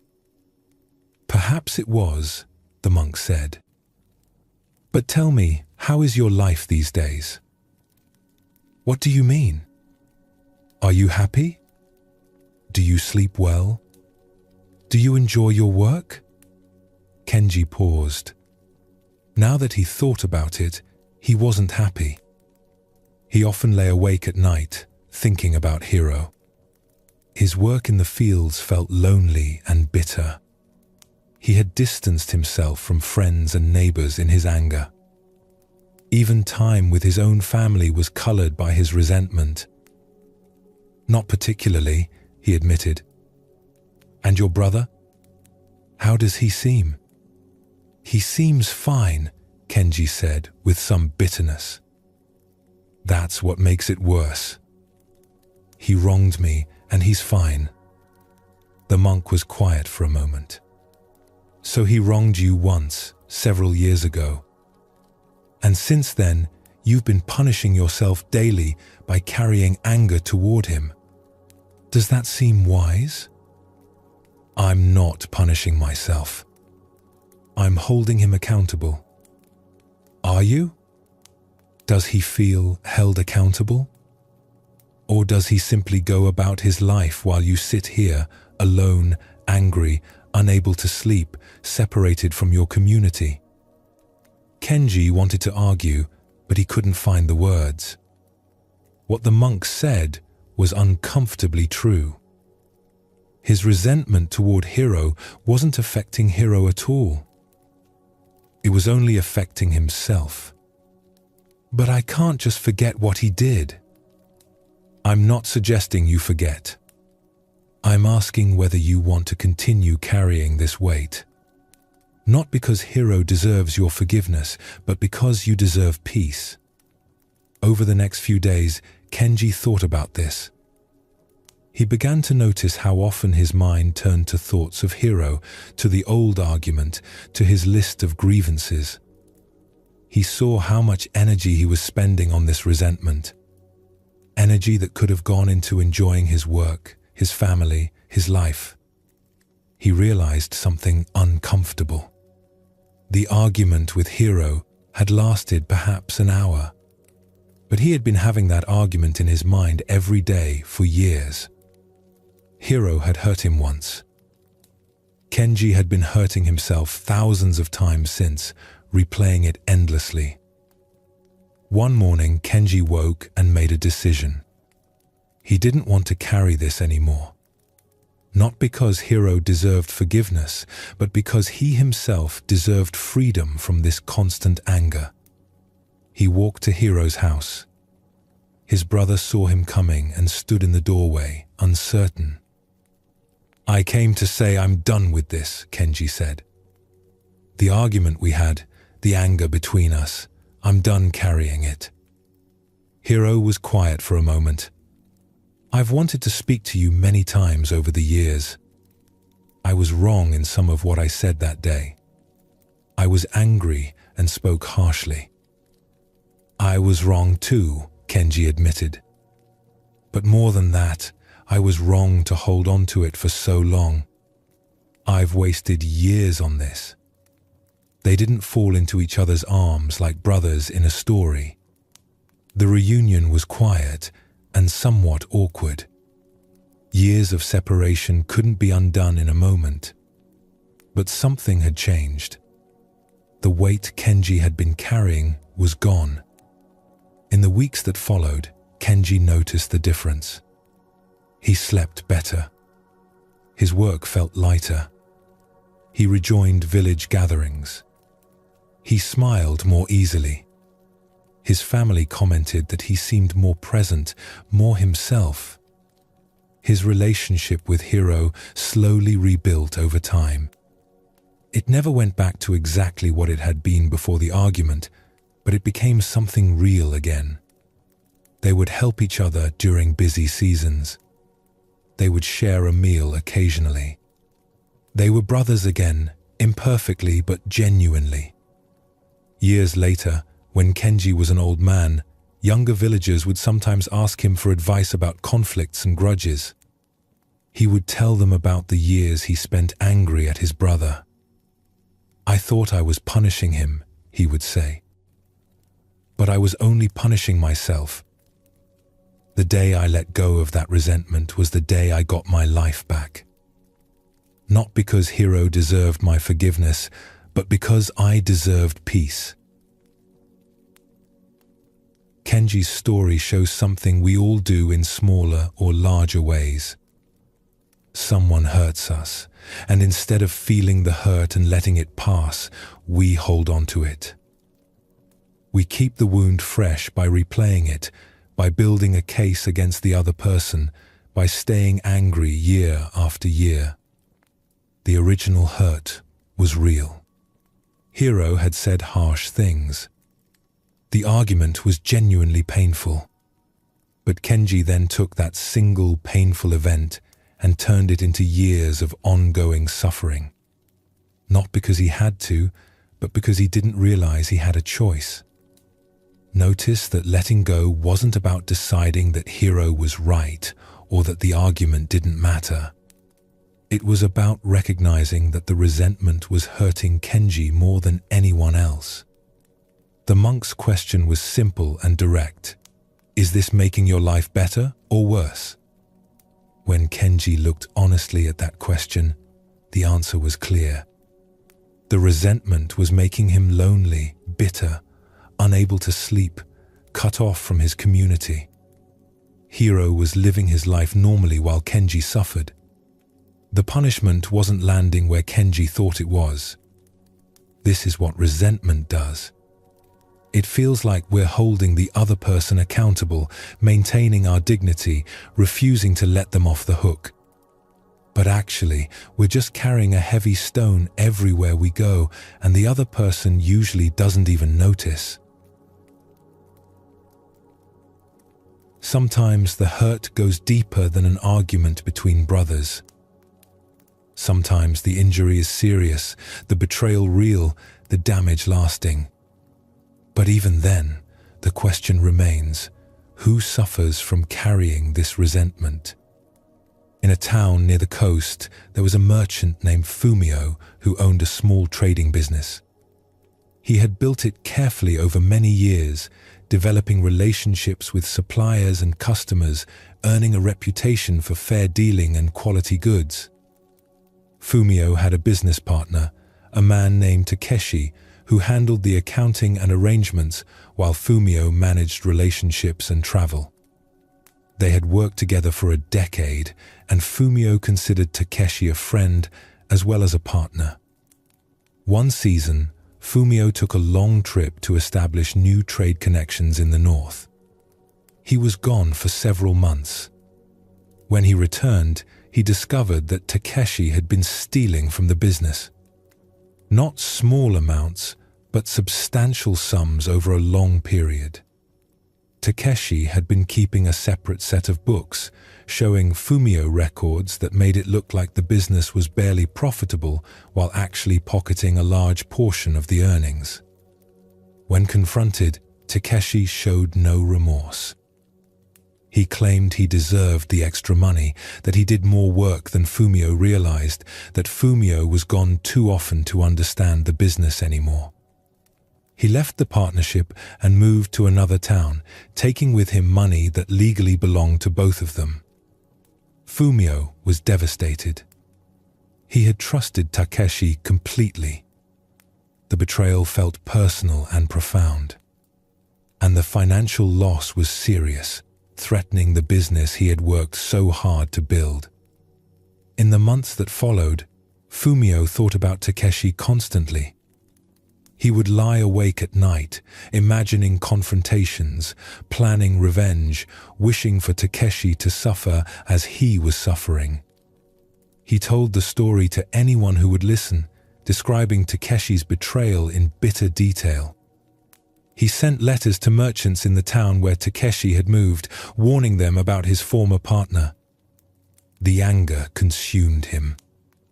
His business suffered because he couldn't focus on it properly. He was short-tempered with his employees, suspicious of everyone, unable to trust. His health began to decline. He stopped eating well, stopped sleeping properly. His wife watched with concern as he grew thinner and more haggard. One evening, an old friend came to visit. They sat together in silence for a while, and then the friend said gently, "Takeshi stole your money. Are you going to let him steal your life as well?" Fumio looked at him in surprise. "What do you mean?" "Look at yourself. You're not eating. You're not sleeping. Your business is failing because you can't pay attention to it. You've pushed away people who care about you. Takeshi took your money and left. But you're the one who's still here, still suffering, still letting him damage you day after day. But what he did was terrible. He deserves my anger." "Maybe he does. But does your anger hurt him? He's in another town, starting over, probably not thinking about you at all. Meanwhile, you're here destroying yourself over what he did. So I should just forget about it? Pretend it didn't happen? No. Remember it clearly. Learn from it. Take whatever practical steps you need to protect yourself and your business. But stop drinking the poison of resentment. It's killing you, not him." Fumio sat with this for a long time. Part of him wanted to reject the advice. His anger felt justified, even righteous. Takeshi had wronged him terribly. Surely he had a right to his anger. But another part of him recognized the truth in his friend's words. He looked at what his life had become since the betrayal. He had been robbed once by Takeshi. But he had been robbing himself every day since, stealing his own peace, his own health, his own capacity to live. He thought about his business, which he had loved before all this happened. He thought about his wife, whom he had been neglecting. He thought about the future he could build if he weren't spending all his energy looking backward at what had been taken. The decision to let go of the resentment wasn't a single moment, but a process. Each time thoughts of Takeshi would arise, bringing the familiar anger with them, Fumio would notice and choose differently. He wouldn't feed those thoughts with attention. He wouldn't rehearse the story of betrayal one more time. It was difficult. The habit of anger was strong, and the hurt was real. But gradually, the resentment began to loosen its grip. Fumio found he could go hours without thinking about Takeshi, then days. The anger still arose sometimes, but it didn't consume him the way it had. He began to rebuild. He restructured his business, implementing new safeguards. He hired a new partner, though he was more careful this time about trust. He apologized to his wife for his absence and began to reconnect with her. He started eating properly again, sleeping better. His health improved. A year after the betrayal, Fumio's business was doing better than it had in years. He had learned from what happened, had become wiser about trust and oversight, had created systems that protected the business better. The loss had taught him things that made him a better merchant. One day, he heard that Takeshi's new ventures had failed and that he was struggling financially. Fumio felt a moment of satisfaction, but it was brief and hollow. He realized he didn't really care what happened to Takeshi anymore. That chapter was closed. When younger merchants would come to him for advice, he would sometimes tell them about the betrayal and what he learned from it. But the focus was never on Takeshi or revenge or the injustice of it. The focus was on what he had discovered about the cost of resentment. Someone will wrong you in business, he would say. That's almost inevitable. The question is whether you'll let that wrong continue to damage you long after the other person has moved on. The betrayal was Takeshi's choice, but the suffering I went through afterward was my choice. I could have chosen differently. Fumio's hurt was deeper and more justified than Kenji's. Takeshi's betrayal was serious, the damage real. No one would have blamed Fumio for being angry. The anger was natural and understandable. But natural and understandable doesn't mean helpful. The anger wasn't bringing Fumio's money back. It wasn't punishing Takeshi. It wasn't protecting Fumio from future betrayals. It was simply making Fumio's life smaller, darker, more painful. The friend's question cut to the heart of it. Are you going to let him steal your life as well? Takeshi had already taken money from Fumio. By holding on to resentment, Fumio was letting Takeshi continue to take from him. His peace, his health, his relationships, his capacity to move forward, all of these were being sacrificed to anger that served no purpose. Letting go wasn't about pretending the betrayal was acceptable or that Takeshi was a good person.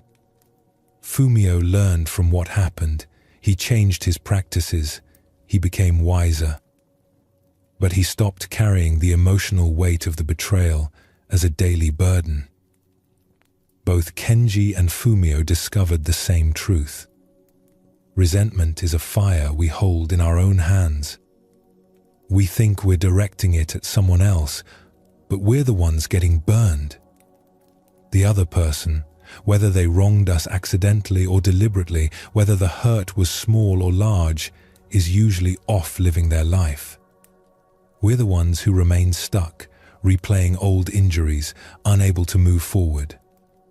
The freedom that comes from releasing resentment isn't about the other person. It's not forgiveness in the sense of saying what they did was fine. It's simpler and more self-interested than that. It's recognizing that holding this anger is hurting us and choosing to put it down. This doesn't happen all at once. The habit of resentment is often deep and well practiced. But each time we notice the resentful thought arising and choose not to feed it, we loosen its grip a little. Each time we redirect our attention from old hurts to present possibility, we reclaim a bit of our life.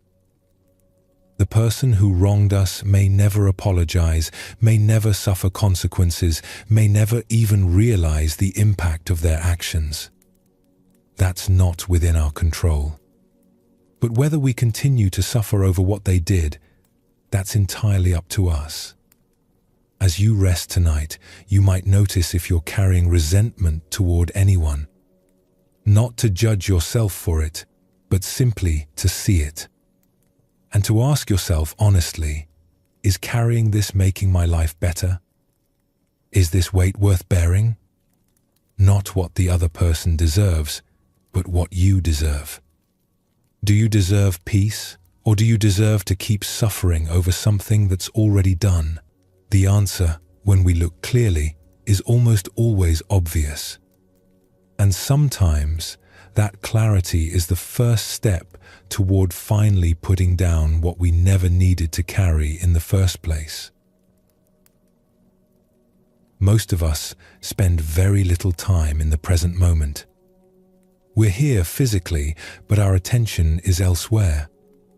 We're replaying yesterday's conversation, planning tomorrow's tasks, worrying about next week, regretting last year. We're anywhere but here, anytime but now. This wouldn't matter if the past and future were places we could actually inhabit. But they're not. The past is gone, no longer existing except as memories and thoughts. The future hasn't arrived yet and exists only as imagination and projection. The present moment, right now, is the only place we actually exist. And yet it's the place we visit least often. Zen Buddhism notices something simple but profound. All our worry happens in thoughts about the future. All our regret happens in thoughts about the past. But the present moment, the actual here and now, is almost always workable. Right now, in this moment, without adding thoughts about what was or what will be, things are usually okay. This doesn't mean the present moment is always pleasant. Sometimes it contains difficulty, discomfort, challenge. But even difficult present moments are different from the suffering we create by leaving the present to dwell in past regrets or future anxieties. The present moment has a quality of simplicity. It's just what it is, without the layers of story we add. When we're truly present, the mind becomes quieter. Not because we're trying to quiet it, but because thinking mostly involves past and future. When attention is fully here, fully now, there's less for the mind to do. We can simply experience what's actually happening rather than thinking about it, judging it, comparing it to other moments. This presence isn't complicated. It's not a special state that requires years of training. It's available right now. It's the natural result of bringing attention to what's actually here rather than to our thoughts about what was or will be. In a village surrounded by rice fields, there was a farmer named Jiro who had worked the same land for most of his life. He knew every part of his fields, every variation in the soil, every place where water collected after rain. His father and grandfather had worked this land before him, and he expected his son would work it after he was gone. Jiro was good at his work. He understood the rhythms of planting and harvest, knew when to irrigate and when to let the fields rest. His yields were dependable, his rice of good quality. But despite his skill and success, Jiro rarely felt at peace. During planting season, he worried about the coming harvest. Would there be enough rain? Too much? Would the autumn storms come early? He would plant the young rice seedlings while thinking ahead months to the harvest, calculating yields, planning what he would do if the weather didn't cooperate. During the growing season, he worried about pests, disease, the condition of the plants. He would walk through his fields examining the rice, but he wasn't really seeing what was in front of him. He was imagining disaster scenarios, planning contingencies, projecting into a future that hadn't happened yet. When harvest season finally came, he barely noticed it. He was already thinking about next year's planting, about repairs the storage building needed, about replacing tools that were wearing out. The harvest that he had worried about for months would come and go while his mind was somewhere else. One year, an old monk named Soen came to stay in a small temple near Jiro's village. The monk was traveling slowly through the region, stopping to rest for weeks at a time. He would often walk through the countryside, and sometimes his path took him past Jiro's fields. One spring morning, Soen stopped at the edge of a field where Jiro was planting. The farmer was bent over, placing seedlings in neat rows, but his face was tight with tension. He worked quickly, mechanically, his mind clearly somewhere else. "Beautiful morning," Soen said.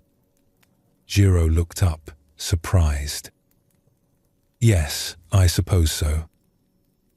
"You suppose so? You're not certain?" Jiro straightened, wiping his forehead. "I don't have time to notice the morning. I have to finish planting this section before the weather changes." "I see. And when you finish planting, what then?" "Then I have to repair the irrigation channels before the water comes." "And after that?" "Then monitor the fields for pests, maintain the terraces, prepare for harvest." "And after harvest?" "Prepare for next year's planting." Soen nodded slowly. "So you're always preparing for the next thing, thinking ahead to what needs doing. When do you actually do what you're doing?" Jiro didn't understand the question. "I am doing it. I'm planting right now." "Are you?" "Your hands are planting, but where is your mind?" Jiro realized with some discomfort that while his hands had been placing seedlings, his mind had been calculating whether he'd have enough rice seed for the entire field, worrying about a section where water tended to pool, planning tomorrow's work. He hadn't actually been present to the planting at all. "I have a lot to think about," he said defensively. "Farming isn't simple." "No, it isn't," Soen agreed. "But tell me, does thinking about the harvest while you plant make the planting go better?" "I suppose not. But I need to plan ahead. There's a difference between planning and worry, between intelligent preparation and constant mental rehearsal of things that haven't happened yet." Over the next few weeks, Soen would sometimes appear at the edge of Jiro's fields. He never stayed long or said much, but his presence seemed to remind Jiro to notice where his mind was. And when Jiro noticed, he was almost always somewhere other than the present moment. One afternoon, while Jiro was checking the water levels in his fields, Soen asked him, "What are you doing right now?"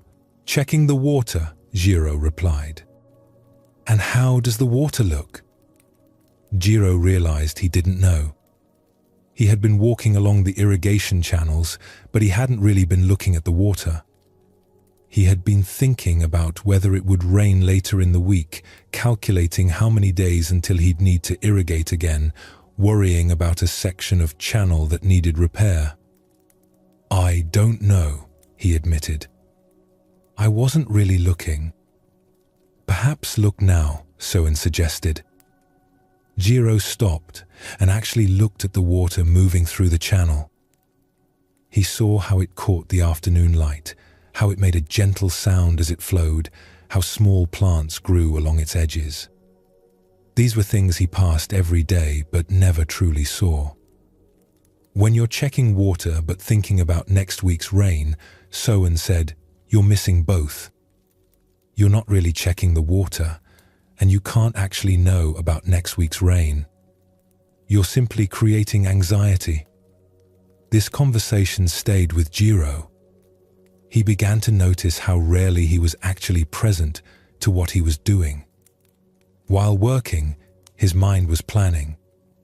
While eating, his mind was reviewing the day's work. While trying to sleep, his mind was listing tomorrow's tasks. He was never quite where he was. He started practicing something simple. When he noticed his mind had wandered to past or future, he would bring attention back to what he was actually doing. Not as a rigid discipline, but gently, like reminding himself where he was. When planting, just plant. When walking, just walk. When eating, just eat. It was harder than he expected. His mind was so accustomed to projecting ahead, planning, worrying. Bringing it back to the present felt strange at first, almost uncomfortable. The present moment seemed too simple, too quiet. But over time, something shifted. He began to notice things he had been missing for years. The way morning light fell on his fields. The feeling of soil in his hands. The satisfaction of completing a row of planting. These simple experiences had been happening all along, but he had been too busy thinking to notice them. His work began to feel different. Not easier in terms of physical effort, but lighter somehow. When he was planting, he was just planting, not carrying the weight of 1,000 future concerns. When a problem arose, he dealt with it without layering on anxiety about all the other problems that might arise later. One summer evening, Soen came to sit with Jiro at the edge of the fields. The rice was tall and green, swaying gently in the wind. They sat in silence for a while, watching the light change as the sun set. "I've been farming these fields my whole life," Jiro said quietly. "But I don't think I really saw them until recently. I was always somewhere else in my mind, always focused on what came next. And now? Now I'm here more often. Not always, but more. And I've realized that most of what I was worrying about never happened. I spent years anxious about possible disasters that didn't come. Even the real problems that did arise, I handled them when they came. The worry beforehand didn't help at all. The future will come in its own time," Soen said. "The past is already gone. But this moment, right now, this is real. The wind on your face is real. The sight of your fields is real. This is where your life is actually happening." Jiro continued farming for many more years. He still planned appropriately, still prepared for seasons ahead. But he stopped living in constant projection and anxiety. When he planted, he was present to the planting. When he harvested, he was present to the harvest. And in that presence, he found a peace that all his planning and worrying had never provided. When younger farmers would ask him for advice, he would tell them about the years he spent missing his own life while worrying about the future. "Learn to be where you are," he would say. "The work doesn't get easier, but you'll actually be present for your life instead of always thinking about what comes next." Jiro's experience shows something many of us do without realizing it. We're physically present but mentally absent, our attention scattered across time, replaying the past or rehearsing the future. We miss the actual texture of our lives because we're too busy thinking about life instead of experiencing it. Notice that when Soen asked Jiro what he was doing, Jiro could name the activity, but he wasn't actually experiencing it. His hands were planting while his mind was months ahead at harvest. His body was checking water while his mind was days ahead worrying about rain. He was like a person watching a movie while thinking about a different movie entirely. The shift for Jiro wasn't about stopping all planning or preparation. He still needed to think ahead appropriately. But he discovered the difference between useful planning and constant anxious projection. One helps us work skillfully. The other just creates suffering without benefit. When Jiro learned to be more present, he didn't become less competent as a farmer. If anything, he became more attentive because he was actually seeing what was in front of him rather than being lost in thoughts. The present moment gave him better information than his anxious projections ever had. What he found in the present wasn't always pleasant. Some days the work was tiring, some seasons brought real challenges. But even difficult present moments had a simplicity that the constant worry lacked. A tired body is just a tired body. A pest problem is just a pest problem. These things are workable. It's the layers of anxious thinking we add that make them feel overwhelming. The past creates its own kind of absence. We can be physically here, but mentally living in what was, replaying old scenes, wishing things had been different, carrying what's already gone as if it's still happening. In a town known for its schools and scholars, there was a teacher named Ayako who had dedicated her life to education. She had taught for 20 years, first in a small village school, and then at a respected academy in the larger town. She loved teaching, loved seeing students discover new ideas, loved the feeling of helping young people find their way. Then something happened that changed everything. The academy where she taught had a new director, a man with different ideas about education. He wanted to modernize the curriculum, bring in younger teachers with new methods. After a difficult year of increasing tension, Ayako was told that her position was being eliminated. The dismissal was presented as a budget issue, but Ayako knew the real reason. The new director wanted different approaches than hers. She felt pushed out, undervalued, dismissed after years of dedication. She was 50 years old with no clear path forward. She found a position at a smaller school, one that paid less and had fewer resources. The work was adequate, but not fulfilling in the way her old position had been. And she couldn't stop thinking about what had happened. Every day, she would replay scenes from her last year at the academy. The meeting where the director had criticized her teaching methods. The moment she was told her position was ending. The awkward farewell gathering where she had tried to maintain dignity while feeling humiliated. These scenes played in her mind like a performance she couldn't stop watching. She would imagine different responses she could have made, more forceful defenses, ways she could have fought harder or handled things differently.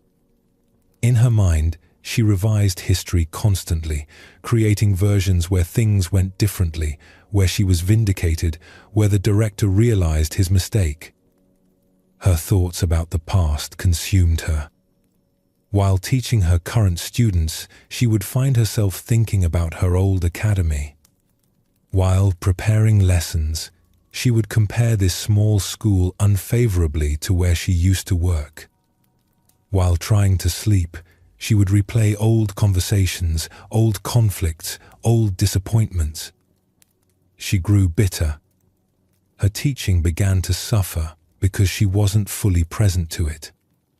Students noticed that she seemed distracted, that her attention was elsewhere. The joy she had once brought to her work was gone, replaced by a heaviness that colored everything. One afternoon, a student stayed after class. She was a quiet girl who rarely spoke up, but she had been watching Ayako with concern. "Teacher," The girl said hesitantly, "May I ask you something?" "Of course." "You seem sad, like you don't want to be here. Do you not like teaching anymore?" The question struck Ayako deeply. She had been so lost in thoughts about her old academy that she hadn't realized how her students were experiencing her. This girl, this real student in front of her right now, was being taught by someone whose heart was somewhere else. "I'm sorry," Ayako said. "You're right. I've been distracted. But not because of you or this school. Because of something that happened before. Can you fix it?" "No. It's already done. In the past." The girl looked confused. "Then why do you keep thinking about it?" It was such a simple question, asked with such honest curiosity, that Ayako had no ready answer. Why was she thinking constantly about something that was over, done, unchangeable? What was she gaining from these endless mental replays? That evening, Ayako sat in her small apartment and tried to see her situation clearly. She had been wronged, yes. The dismissal had been unfair. But it was a year in the past. The director was at the academy, likely not thinking about her at all. The job was gone. None of her mental replaying changed any of this. Meanwhile, she had students here, now, who deserved a teacher who was actually present. She had work in front of her that could be meaningful if she let it be. She had a life happening right now that she was missing because she was living in the past. She thought about the student's question, "Can you fix it?" The answer was no. The past was unchangeable. No amount of mental revision would alter what had happened.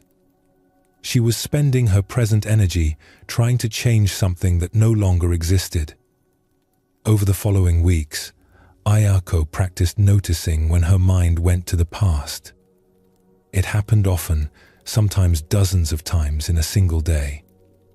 Each time, she would acknowledge the thought and bring her attention back to the present.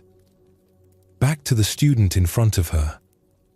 Back to the lesson she was teaching. Back to the moment she was actually in. It was surprisingly difficult. The past felt important somehow, like if she stopped replaying it, she would be letting the director off the hook or betraying herself. But gradually, she realized that the only person these thoughts were hurting was herself. The director wasn't affected by her mental replays. The academy went on without her. She was the only one suffering from this constant backward looking. As she released her grip on the past, something unexpected happened. She began to see her current school differently. It was smaller, yes, with fewer resources. But the students were genuine and engaged. She had more freedom to teach as she wanted. The smaller classes meant more personal connection. Her teaching came alive again. Students noticed the change. She was present with them, actually listening, actually seeing them. The joy that had left her work began to return, not because circumstances had changed, but because she had stopped trying to live in the past. Years later, Ayako would look back on the dismissal from the academy as difficult, but ultimately freeing. It had forced her into a change she wouldn't have chosen, but that change had brought unexpected gifts. But more importantly, it had taught her something about how she related to her own past.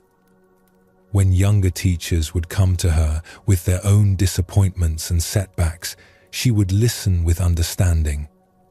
And sometimes she would tell them about the year she spent mentally living in the past while her present life happened without her. "The past is a place you can visit in memory," she would say, "but you can't live there. Every moment you spend trying to live in what was, you're missing what is. And what is the only place your life actually happens. Ayako's dwelling in the past shows another way we leave the present moment. While Jiro was lost in the future, Ayako was lost in the past. Both were absent from their actual lives, their attention somewhere other than where they were. The past Ayako kept replaying wasn't helping her. It wasn't changing what had happened. It wasn't making her feel better. It was just keeping her locked in a painful story, unable to move forward. She mistook constant mental replay for some kind of important processing, but actually it was just suffering on repeat. The student's simple question cut through all of Ayako's complex thinking. Can you fix it? No. Then why keep dwelling on it?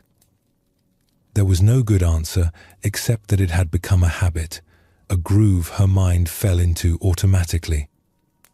When Ayako began to pull her attention back to the present, she didn't pretend the past hadn't happened.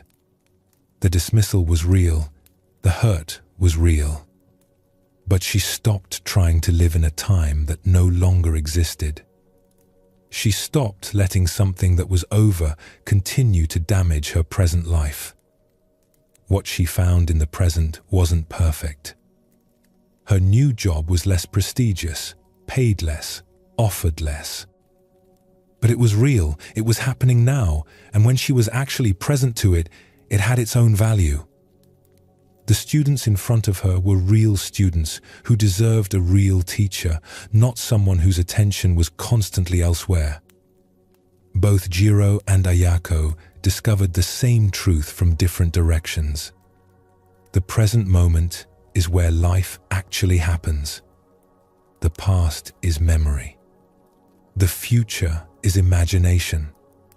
Only now is real. And when we're actually here, fully present to what is, we often find that this moment, exactly as it is workable. Not always pleasant, not always easy, but workable. And certainly better than the suffering we create by constantly leaving it to dwell in times that don't exist. There's a simplicity to the present moment that the past and future never have. The present just is what it is. A tired body, an unfinished task, a conversation happening, a meal being eaten, a breath being taken. Simple, direct, immediate. No stories needed, no elaborate thinking required. When we're actually present, the mind becomes quieter naturally. Not because we're suppressing thoughts, but because much of our thinking involves past and future. When attention is here, now, there's less for the mind to do. We can simply experience what's happening without needing to think so much about it.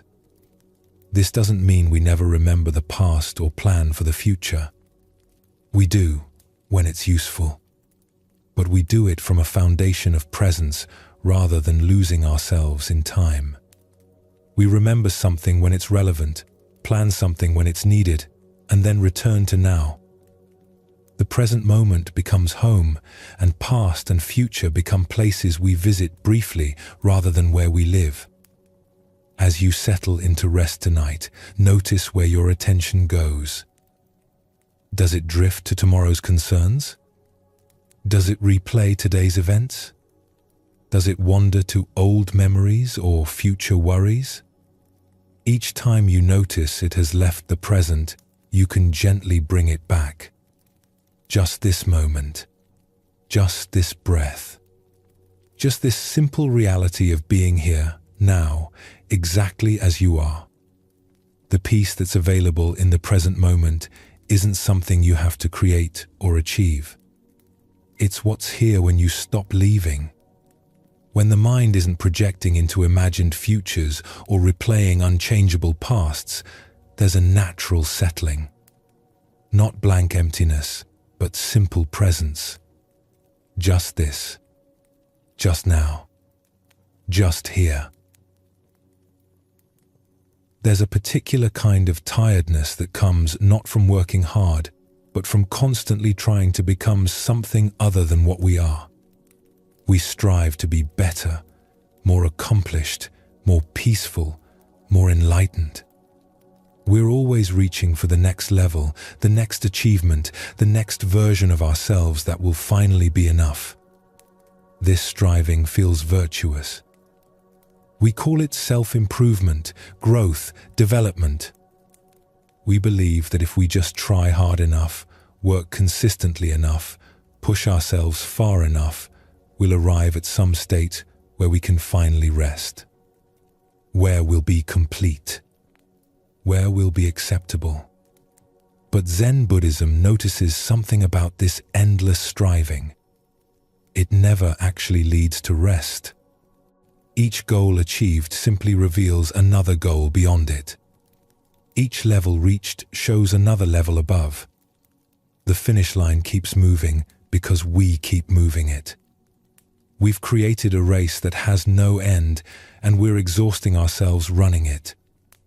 There's a different way, though it feels counterintuitive to people accustomed to constant effort. What if you're already complete? Not perfect, not finished developing, but fundamentally whole right now. What if peace isn't something you achieve through striving, but something you discover when the striving stops? This doesn't mean we become passive or stop growing naturally. It means we stop the exhausting work of constantly trying to be different than we are. We can act, learn, develop, but from a foundation of already being enough, rather than from a desperate sense of not being enough yet. The people in tonight's stories all discovered that what they were seeking so hard was closer than they imagined. Not far away at the end of some long path of effort, but here, now, already present when they stopped running away from it. In a monastery in the mountains, there was a monk named Takuan who had been practicing meditation for 12 years. He was known among the other monks for his dedication. He would sit longer than anyone else, often meditating for hours beyond the scheduled practice times. He followed every rule precisely. He studied the teachings diligently. He was determined to achieve enlightenment. Each morning, Takuan would rise before the other monks and sit in meditation, trying to quiet his mind, trying to reach some state of perfect clarity. Each evening, he would sit long after the others had gone to sleep, continuing his practice. During work periods, he would recite sutras silently to himself. During meals, he would eat mindfully, paying careful attention to each bite. From the outside, Takuan seemed like the ideal practitioner. But inside, he was exhausted. The constant effort to be mindful, to be present, to be enlightened was wearing him down. He felt like he was getting nowhere despite all his work. His mind was no quieter than when he started. His clarity was no greater. He still felt frustrated, still got distracted, still experienced all the ordinary human reactions he was trying to overcome. The abbot of the monastery, an old monk named Hakuin, watched Takuan's intense practice with concern. One day, he called Takuan to his room. "Tell me," Hakuin said, "what are you seeking?" "Enlightenment, Master. I'm trying to awaken, to see clearly, to be free from suffering." "And how is that going?" Takuan felt the weight of his 12 years of effort. "I don't know. I practice constantly, but I feel no closer than when I began. Maybe I'm not trying hard enough. Maybe I need to sit longer, practice more intensely." Hakuin was quiet for a moment. "Let me tell you a story. There was once a man who wanted to see the sunset. He heard it was beautiful beyond description, that seeing it would change his life. So he began traveling west, walking toward where the sun sets. He walked for days, weeks, months, always moving west, always seeking the sunset. But no matter how far he traveled, the sunset remained ahead of him, always at the horizon, never reached. What happened to him? Takuan asked. He died exhausted, still walking west, never understanding that the sunset comes to you. You don't go to it. You simply stop and watch it arrive. Takuan sat with this story, feeling something uncomfortable stir inside him. Are you saying I should stop practicing? I'm saying that enlightenment isn't a destination you reach through effort. It's not far away, waiting for you to finally become worthy of it. What you're seeking is here, now. But you're too busy seeking to notice it. But if I don't strive, how will I improve? How will I overcome my obstacles? Your striving has become your main obstacle. You're so busy trying to be peaceful that you can't be peaceful. So busy trying to be present that you miss the present moment. So busy trying to achieve enlightenment that you overlook the awareness that's already here. Hakuin asked Takuan to try something different for the next month. Instead of his intense practice schedule, he should practice less. Sit for the scheduled periods with the other monks, but not the extra hours. Work during work time without reciting sutras. Eat meals without making it into a meditation exercise. Just be ordinary. This instruction made Takuan anxious. If he stopped his intense practice, wouldn't he fall behind? Wouldn't all his years of effort be wasted? But he trusted his teacher, so he agreed to try. The first few days felt wrong. During the times he usually sat in extra meditation, he found himself restless, not knowing what to do. He felt guilty for not striving, as if he were betraying his commitment. But Hakuin had been clear, just be ordinary for a month. After about a week, something began to shift. The constant tension that had been driving him started to ease. He noticed he was sleeping better. During scheduled meditation, he found his mind actually settling more easily than when he had been forcing it for hours. One afternoon, Takuan was sweeping the courtyard, just sweeping, not trying to make it into spiritual practice or use it as an opportunity for mindfulness training. The broom moved across the stones. The sound of bristles on rock. The autumn leaves gathering in small piles. Sunlight slanting through the trees. In that simple moment, something became clear. The awareness that was noticing the sweeping, the sounds, the light, this awareness was already peaceful. It wasn't something he needed to achieve. It was already here, already clear, already free. He had been striving so hard to attain something he already had.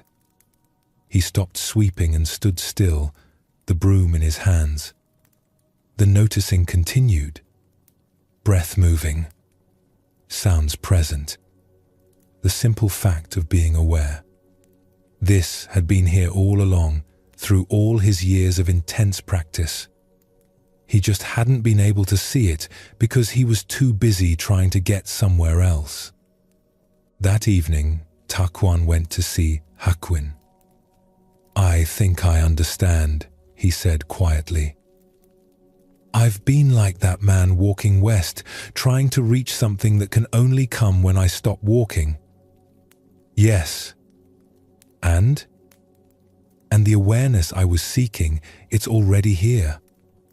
It's what's noticing my thoughts, my striving, my exhaustion. It was never absent. I just couldn't see it because I was too busy looking for it. Hakuin smiled. You've been carrying a heavy load for 12 years. How does it feel to put it down? Light. And somehow sad too. All that effort, all that struggle, and what I needed was to stop struggling. Not wasted, Hakuin said gently. The struggling brought you to the point where you could finally stop. Sometimes we need to try very hard before we can understand that trying isn't the answer. Takuan continued to practice, but differently. He sat in meditation, but without the grim determination to achieve something. He worked, but without constantly monitoring whether he was being mindful enough. He lived more simply, more ordinarily. And in that ordinariness, he found the peace he had been seeking through extraordinary effort. Years later, when students would come to him pushing themselves hard, exhausting themselves with intense practice, he would tell them about his 12 years of striving. "I don't regret those years," he would say. "But I learned that peace isn't achieved through effort. It's what remains when unnecessary effort stops.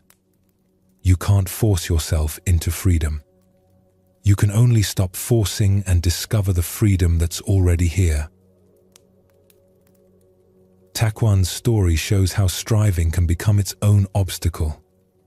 His dedication wasn't wrong, but he had turned practice into a project, enlightenment into a goal that always stayed just out of reach. The harder he tried to be peaceful, the more tension he created. The more intensely he sought clarity, the more clouded his vision became. The shift came when he stopped trying so hard and simply allowed himself to be ordinary. Not giving up, but releasing the desperate grasping quality that had infected his practice. In that release, he could finally see what had been present all along. This points to something paradoxical about striving. Often, we can't find what we're seeking because the seeking itself is what obscures it. We're looking so hard, trying so intensely, that we miss the simple reality right in front of us. We're like someone searching frantically for their glasses while wearing them. The awareness Takuan discovered wasn't something he created through his practice. It was already here, noticing everything, including his striving and frustration. His practice didn't produce this awareness. It only helped him recognize what was already present. Sometimes the striving shows up not in spiritual practice, but in ordinary life, in the constant drive to improve ourselves, to become better versions of who we are. In a coastal town known for its pottery, there lived a woman named Ume who made simple tea bowls and cups. She had learned the craft from her mother and had been working with clay for 20 years. Her pieces were functional and honest, appreciated by local people who used them daily. But Ume wasn't satisfied. She would visit other potters whose work was more refined, more artistic.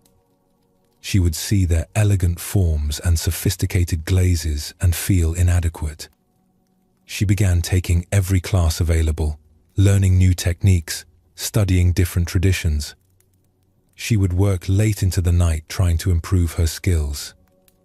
She started criticizing her own work harshly. Each piece she made was compared to an ideal in her mind, an ideal that kept changing, always staying just beyond her reach. Nothing she created seemed good enough. She would finish a bowl and immediately see its flaws, its lack of sophistication, all the ways it fell short. Her students noticed the change in her. She had always been encouraging, patient with their learning process. Now she was critical, pointing out flaws, pushing them to be better. The joy that had characterized her teaching was replaced with a kind of driven intensity. One of her oldest students, a man named Saburo, who made pottery as a hobby, stopped coming to classes. Ume was surprised and disappointed. Saburo had been with her for years, was a dedicated student. She went to visit him to understand why he had stopped. She found Saburo at his home, working in a small studio he had set up in his garden. He was making a simple cup, working slowly, with obvious pleasure in the process. When he saw Ume, he smiled warmly. "Teacher, thank you for coming.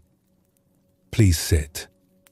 I wanted to ask why you've stopped attending classes." Saburo set down his tools and poured tea for both of them, using cups he had made himself. They were simple, a bit uneven, glazed in a plain grey. "I stopped because I remembered why I started," he said. "I began pottery because I loved working with clay. The feeling of it in my hands, the pleasure of making something useful. But your classes recently, they became about achieving, about becoming better, about reaching some standard." The joy was gone. Ume felt defensive. "But isn't improvement important? Shouldn't we strive to develop our skills?" "Perhaps.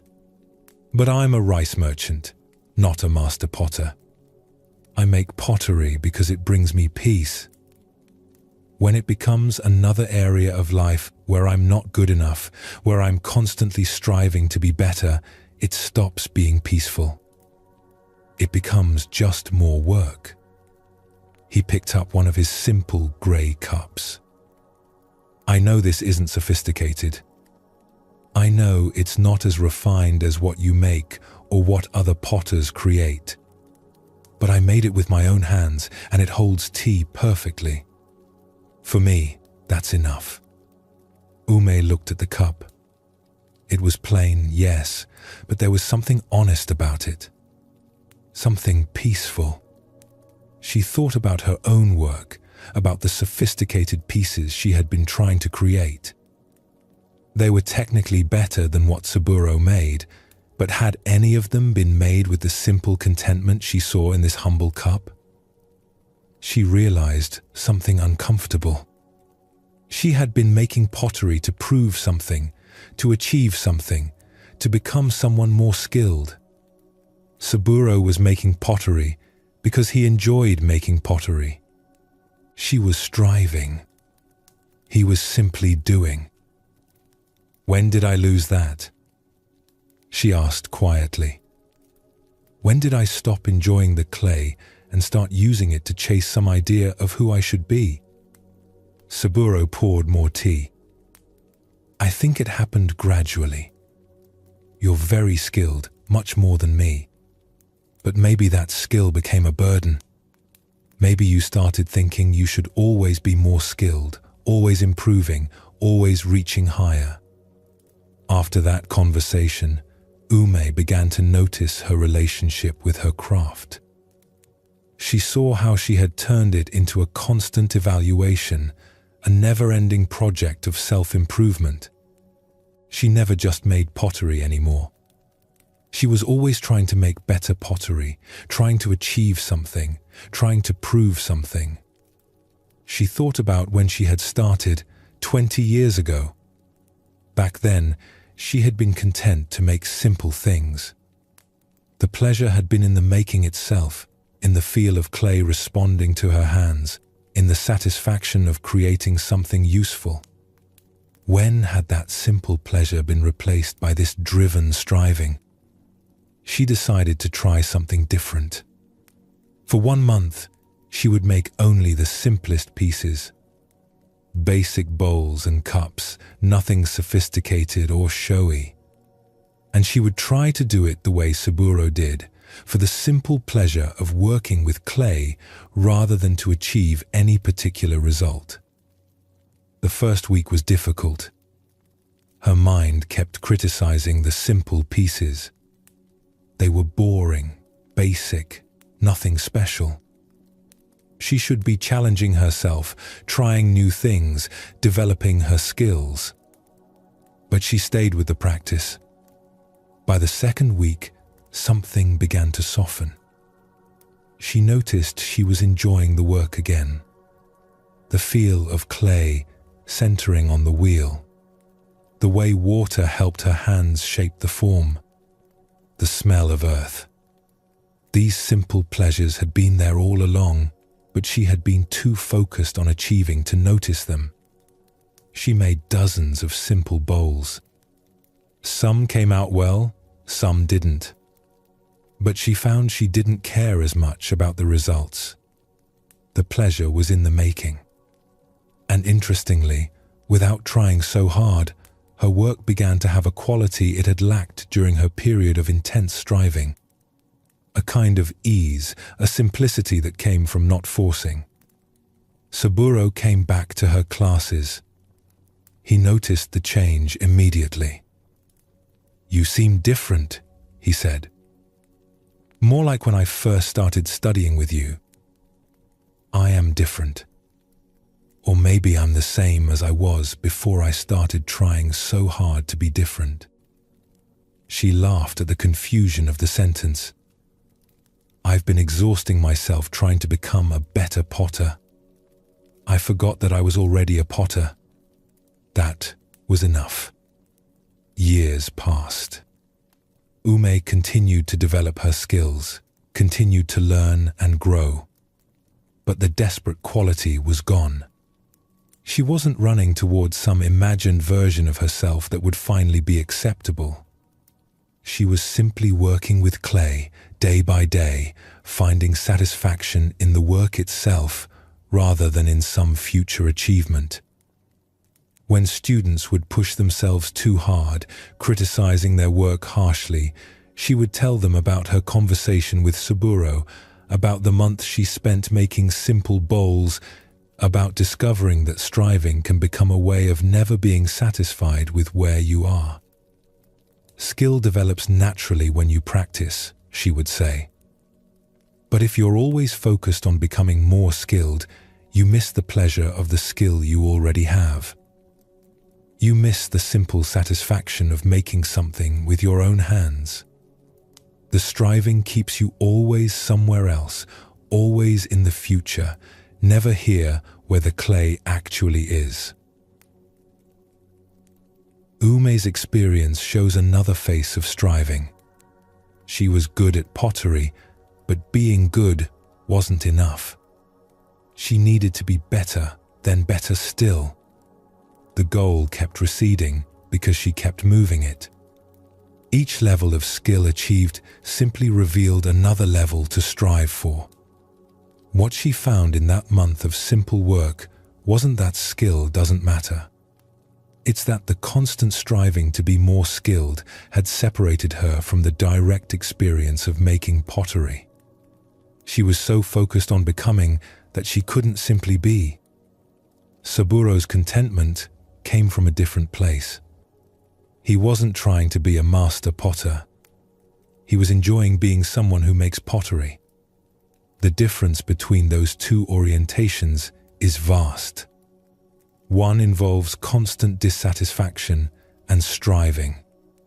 The other allows for present enjoyment.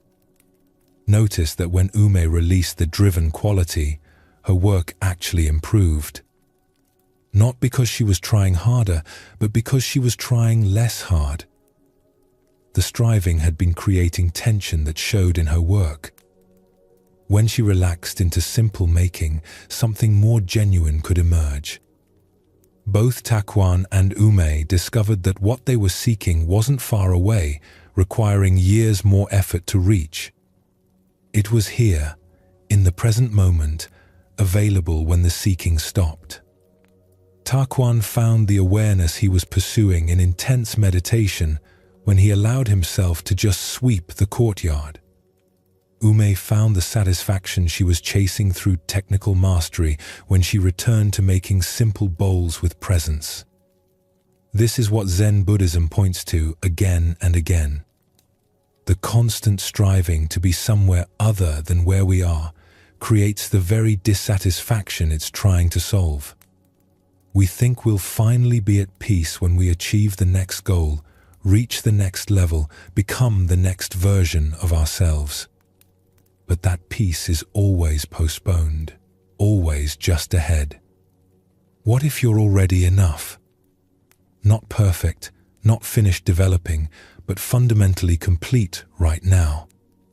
What if peace isn't at the end of some long journey of self-improvement, but here, available the moment you stop running? This doesn't mean you stop learning or growing. Both Taekwan and Ume continued to develop after their realizations. But they were no longer driven by a sense of not being enough. They could learn and grow from a foundation of already being whole rather than from a desperate attempt to become whole. The exhaustion many of us feel isn't from working hard. It's from constantly trying to be different than we are, constantly striving towards some imagined better version of ourselves. That exhaustion lifts not when we finally achieve enough, but when we recognize we already are enough. As you rest tonight, you might notice, if you've been carrying this burden, the endless project of self-improvement. The constant evaluation of whether you're good enough yet. The striving towards some version of yourself that will finally be acceptable. What would it be like to put that down, even just for tonight? To be exactly as you are, without needing to be different, better, more. To rest in the simple fact of being here, complete in this moment, nothing missing, nothing to achieve. We live with a persistent feeling that something is missing. Not enough time, not enough money, not enough success, not enough comfort. This sense of lack follows us through our days, creating a constant low-level anxiety. If only we had a bit more, we tell ourselves, then we could finally relax. So we work to acquire more. More possessions, more achievements, more experiences, more security. We believe we're building toward the point where we'll finally have enough and can rest. But that point never quite arrives. Each thing gained reveals another thing we lack. The finish line of enough keeps moving as we approach it. Zen Buddhism suggests something different. What if enough isn't an amount to achieve, but a way of seeing? What if the feeling of having enough comes not from acquiring more, but from recognizing what's already here? Not through getting what we lack, but through seeing clearly what we have. This isn't about settling for less or giving up on improving our circumstances. It's about recognizing that contentment doesn't come from accumulation. Someone with very little can feel abundant. Someone with great wealth can feel impoverished. The difference isn't in what they have, but in how they hold what they have. There's a peace that comes from recognizing enough. Not the peace of finally having everything we want, but the peace of seeing that we already have what we need. This moment, as it is, contains a fullness that constant acquiring can never provide. But we miss it because we're too busy looking at what's missing. The people in tonight's stories all discovered this shift from seeking more to appreciating what was already present. Not through losing what they had, but through seeing it clearly for the first time. In a prosperous town, there lived a silk merchant named Hideaki who had built a successful business over many years.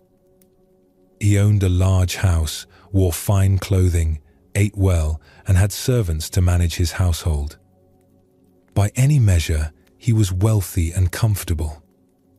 Yet Hideaki felt a constant dissatisfaction. When he looked at his house, he saw the areas that needed improvement, compared it to larger houses he had visited. When he looked at his business, he thought about how it could be more profitable, how he could expand into new markets. When he attended social gatherings, he noticed who had finer clothing, better connections, more success. He worked long hours trying to grow his wealth. He made plans for expansion, for acquiring more property, for increasing his status. In his mind, there was always the next level to reach, the next acquisition that would finally make him feel secure and satisfied. One summer, Hideaki traveled to a mountain village to investigate opening a new trade route. The journey was longer than expected, and by evening he was still far from the village. Night was falling, and he had nowhere to stay. He came upon a small house at the edge of a forest. A man was sitting outside, an older farmer by the look of him, watching the sun set behind the mountains. Hideaki approached and asked if he might shelter there for the night. "Of course," the farmer said. "Please, come in. My wife will prepare food." The house was tiny, barely 2 rooms. The floor was packed earth, covered with worn mats.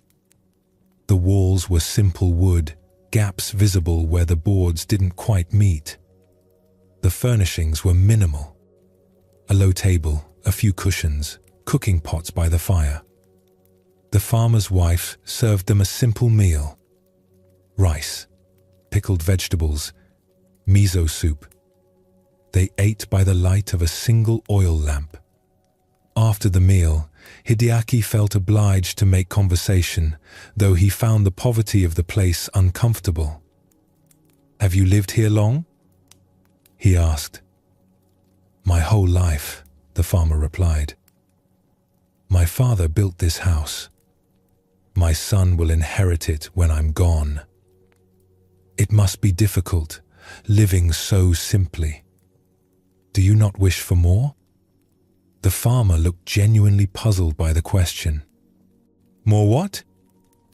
"More comfort. A larger house. Better furnishings. Security. Ah, well, the house keeps the rain off our heads. We have a small plot that gives us rice and vegetables. There's a spring nearby with clean water. We have each other's company. What more would we need?" Hideaki almost laughed at the simplicity of the answer. "But don't you want to improve your situation? To have an easier life?" The farmer thought about this.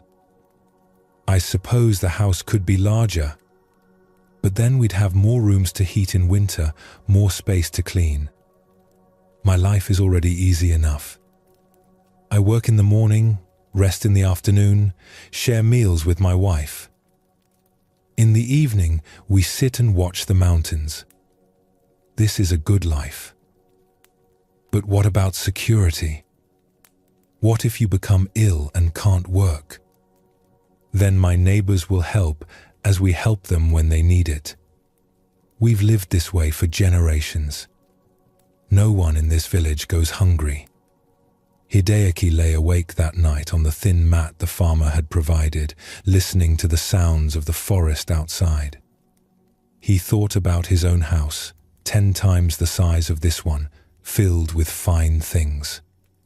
He thought about his wealth, far exceeding what this farmer would see in a lifetime. Yet the farmer had seemed genuinely content. Not resigned to poverty, not pretending he didn't notice the simplicity of his life, but actually satisfied. He had spoken about his small plot of land, his simple house, his daily routine with real appreciation. He wasn't waiting for his life to improve so he could finally be happy. He was happy with the life he had. Hideaki, with all his wealth and comfort, could not say the same. He was always focused on what he didn't have yet, always comparing his situation to something better, always working toward more. When had he last felt genuine satisfaction with what he had? In the morning, the farmer's wife served a simple breakfast: rice, tea, pickled plum. Hideaki noticed things he had missed the night before. The care with which the wife prepared the food. The quality of attention the farmer gave to pouring tea. The way they spoke to each other with genuine warmth. These people had very little in the way of possessions, but they seemed rich in something he couldn't name. "Thank you for your hospitality," Hideaki said as he prepared to leave. "You've been very generous." "It's nothing. Safe travels." "May I ask you something? You seem content with your life. How is that possible, living so simply?" The farmer smiled. "I have everything I need. A roof, food, work that keeps me healthy, a wife I love, neighbors I trust, mountains to look at. Every morning I wake grateful. Every evening I go to sleep satisfied. What else is there?" Hideaki continued his journey, but the conversation stayed with him. Over the following days, as he traveled through mountain villages, he began noticing things differently.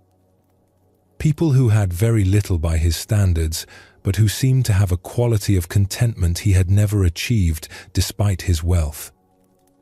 When he returned home, his house looked different to him. Still fine, still comfortable, but somehow excessive. He had rooms he never entered. Clothing he never wore. Possessions he had forgotten he owned.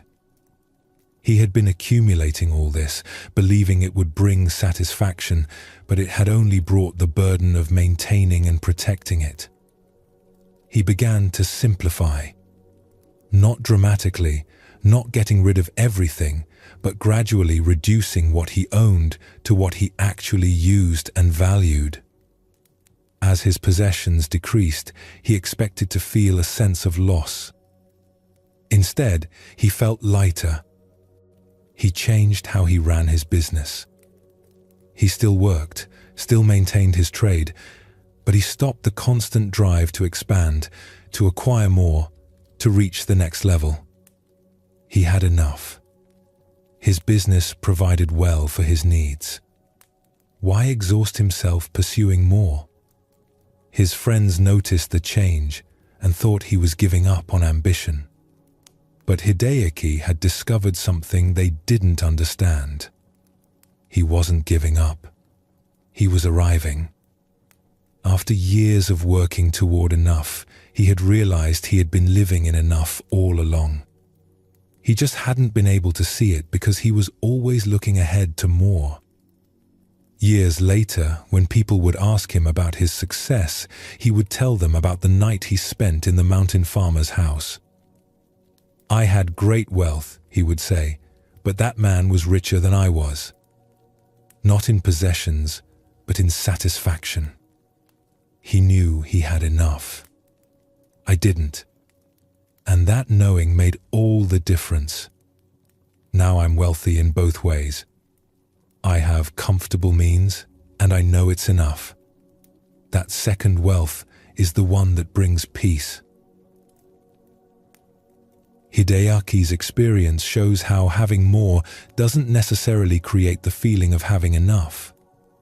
He had wealth, comfort, security, yet he felt a constant lack. The farmer had very little by comparison, yet felt abundance. The difference wasn't in their circumstances, but in their perception.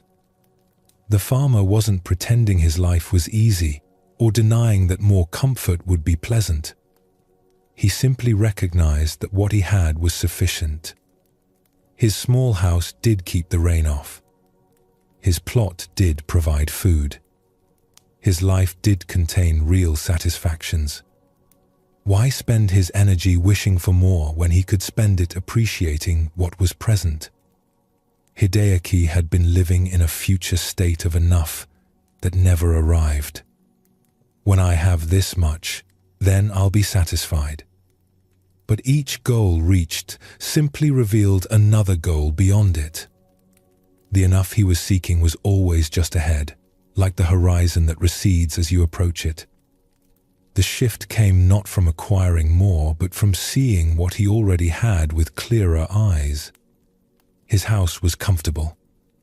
His business was successful. His life contained real pleasures and satisfactions. These things had been true all along, but he couldn't feel them because he was focused on what was still missing. When he began to simplify, Reducing his possessions, he expected loss but found relief. This reveals something important. The things we accumulate believing they'll bring satisfaction often become burdens. They require maintenance, protection, space, attention. The having of them doesn't bring the peace we imagined. Sometimes the recognition of enough comes not through comparing ourselves to others, but through seeing our own abundance that we had been overlooking. In a village known for its gardens, there was a woman named Kiku who grew flowers to sell at the market. She had inherited a small plot of land from her parents and had spent years learning which flowers grew best in that soil, which colors people preferred, how to time plantings, so she had blooms throughout the season. Her business was modest but steady. She made enough to live simply, to maintain her garden, to occasionally buy something she needed. She worked hard, especially during planting and harvest seasons, but she enjoyed the work and the quiet rhythm of her days. Then her cousin moved to the village. This cousin, Hana, had married a successful merchant and lived in a fine house in the next town. She would visit Kiku occasionally, always arriving with stories of her comfortable life, her travels, the interesting people she met, the lovely things her husband bought for her. At first, Kiku was happy for her cousin. But gradually, something shifted. When Hana would visit, Kiku began to see her own life differently. Her small house seemed shabby compared to Hana's descriptions of her home.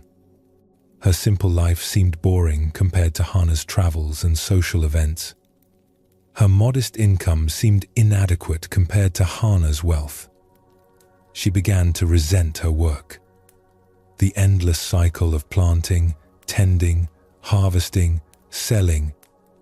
The same flowers year after year. The same market, the same customers. What had once felt peaceful began to feel like limitation. What had once been satisfying began to seem like barely getting by. She found herself thinking about all the things she didn't have. She couldn't afford nice clothing like Hana wore. She couldn't travel to other cities. She couldn't eat at fine restaurants or attend special events. Her life, which had felt full enough before, now seemed lacking. One morning, Kiku woke feeling particularly heavy with dissatisfaction. She went to her garden to begin the day's work, but her heart wasn't in it.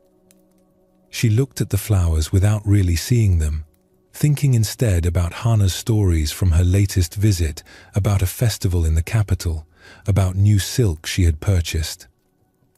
An old woman who lived nearby came walking past and paused at the garden gate. "Your iris are beautiful this year," the woman said. "May I come look at them?" Kiku nodded, barely paying attention. The woman walked slowly through the garden, stopping to examine different flowers, touching petals gently, bending to smell the blooms. She spent a long time looking at everything, clearly taking real pleasure in what she saw. "You have a gift," the woman said finally. "This garden is a treasure." "It's just flowers," Kiku replied. "Nothing special." "Nothing special? Look at this color." The woman gestured to a bed of blue iris. "Look at how they catch the morning light. And these?" She moved to pink peonies. "The way you've arranged them, the different heights, the colors together. This is beautiful work. I suppose. But it's just what I do. Plant flowers, sell them, repeat every year." The old woman looked at her with sharp eyes. "I have lived a long life and seen many places. Gardens like this are not common. Most people don't have your skill or patience. You create beauty, and you do it so well that you've stopped noticing it." After the woman left, Kiku stood in her garden trying to see it the way the visitor had. She realized she hadn't really looked at her flowers in weeks. She had been too busy comparing her life to Hannah's, too focused on what she didn't have to notice what she did have.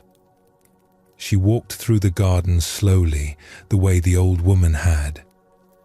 She looked at the iris, really looked at them. The color was extraordinary, a blue so deep it was almost purple. The peonies were full and lush, their scent sweet in the morning air. The rows of different flowers created patterns of color that were genuinely lovely. She thought about the years she had spent learning to grow these flowers, understanding the soil, timing the seasons. She thought about the satisfaction of seeing seeds she planted become blooms. She thought about customers who would smile when they saw her flowers at the market, who would tell her how they brightened their homes. She had been dismissing all of this as just what I do, as if it had no value because it was familiar to her. But it did have value. She created beauty. She worked with living things. She had skills that had taken years to develop. She had work she actually enjoyed when she wasn't busy comparing it to someone else's life. Over the following weeks, Kiku practiced seeing her life the way that old woman had seen her garden. With fresh eyes, noticing what was actually there rather than filtering everything through what was lacking compared to Hana's life. She noticed that she woke naturally with the sun, that her days had a rhythm that felt good in her body. She noticed that working with soil and plants left her feeling calm in a way she had never felt when visiting busy towns. She noticed the pleasure of watching things grow, of seeing her efforts result in beauty. She noticed her house, while simple, was comfortable and easy to maintain. She had enough space for what she needed, and she wasn't spending hours cleaning rooms she didn't use. She had neighbors she had known for years, people who would help if she needed it and whom she helped in turn. Her income was modest, yes, but she had enough. Food on her table, a solid roof, warm clothes for winter, a little extra to save. She wasn't wealthy, but she wasn't struggling either. She was living adequately, comfortably even, when she wasn't measuring her life against someone else's. The next time Hana visited, Kiku listened to her stories with less resentment. She could appreciate that Hana enjoyed her life without feeling that her own life was therefore inadequate. They were different lives, both with their own satisfactions and difficulties. "Don't you ever wish you had more?" Hana asked at one point. "Your life seems so quiet." Kiku thought about this. "I used to, especially after your visits. I would think about all the things I didn't have. But I've realized that I have enough. This garden, this work, this life. It's enough for me. But don't you want to travel, see new places?" "Sometimes I'm curious about other places. But I'm also content here. There's always something new in the garden, even though it's the same ground every year. Different flowers each season, different light each day. I think I was looking so much at what I didn't have that I stopped seeing the richness of what I do have." Years passed, and Kiku continued her simple work with her flowers. Hana continued her more elaborate life in town. Both were content in their different ways. Kiku never became wealthy, never traveled to distant places, never lived the kind of life Hana had. But she had stopped feeling that her life was lacking because it was different. When younger gardeners would come to learn from her, struggling with their own feelings of dissatisfaction, she would tell them about the time when she couldn't see the beauty of her own garden. "We're trained to always want more," she would say. To believe that satisfaction is always just ahead, in the next acquisition, the next achievement, the next change. But satisfaction isn't an amount to reach. It's a way of seeing what's already here. I grow the same flowers my mother grew on the same plot of land. Nothing dramatic or special. But when I see it clearly, it's enough. It's actually quite wonderful. The enough was here all along. Kiku's story shows how comparison can blind us to our own abundance. Before Hana's visits, Kiku had been content. She had enough and knew it. But exposure to her cousin's different life created a sense of lack that hadn't existed before. Suddenly, what had been sufficient seemed inadequate. This is what comparison does. It takes our actual situation, which may be perfectly workable, and makes it seem deficient by measuring it against something else. Kiku's life hadn't changed. Her circumstances were the same. But her perception of them shifted, and that shift created dissatisfaction where contentment had been.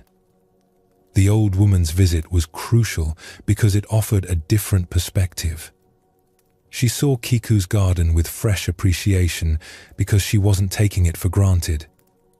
Her genuine delight in the flowers helped Kiku see them clearly again, to recognize the real value of what she had been dismissing as ordinary. The recognition of enough isn't about giving up on growth or change. Kiku could have chosen to pursue a different life if she wanted.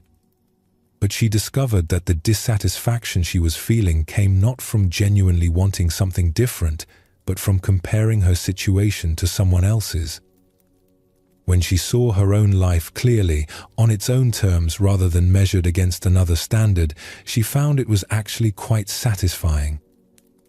Both Hideaki and Kiku discovered enough, not by changing their circumstances, but by changing how they saw their circumstances. Hideaki had abundance, but couldn't feel it because he was focused on getting more.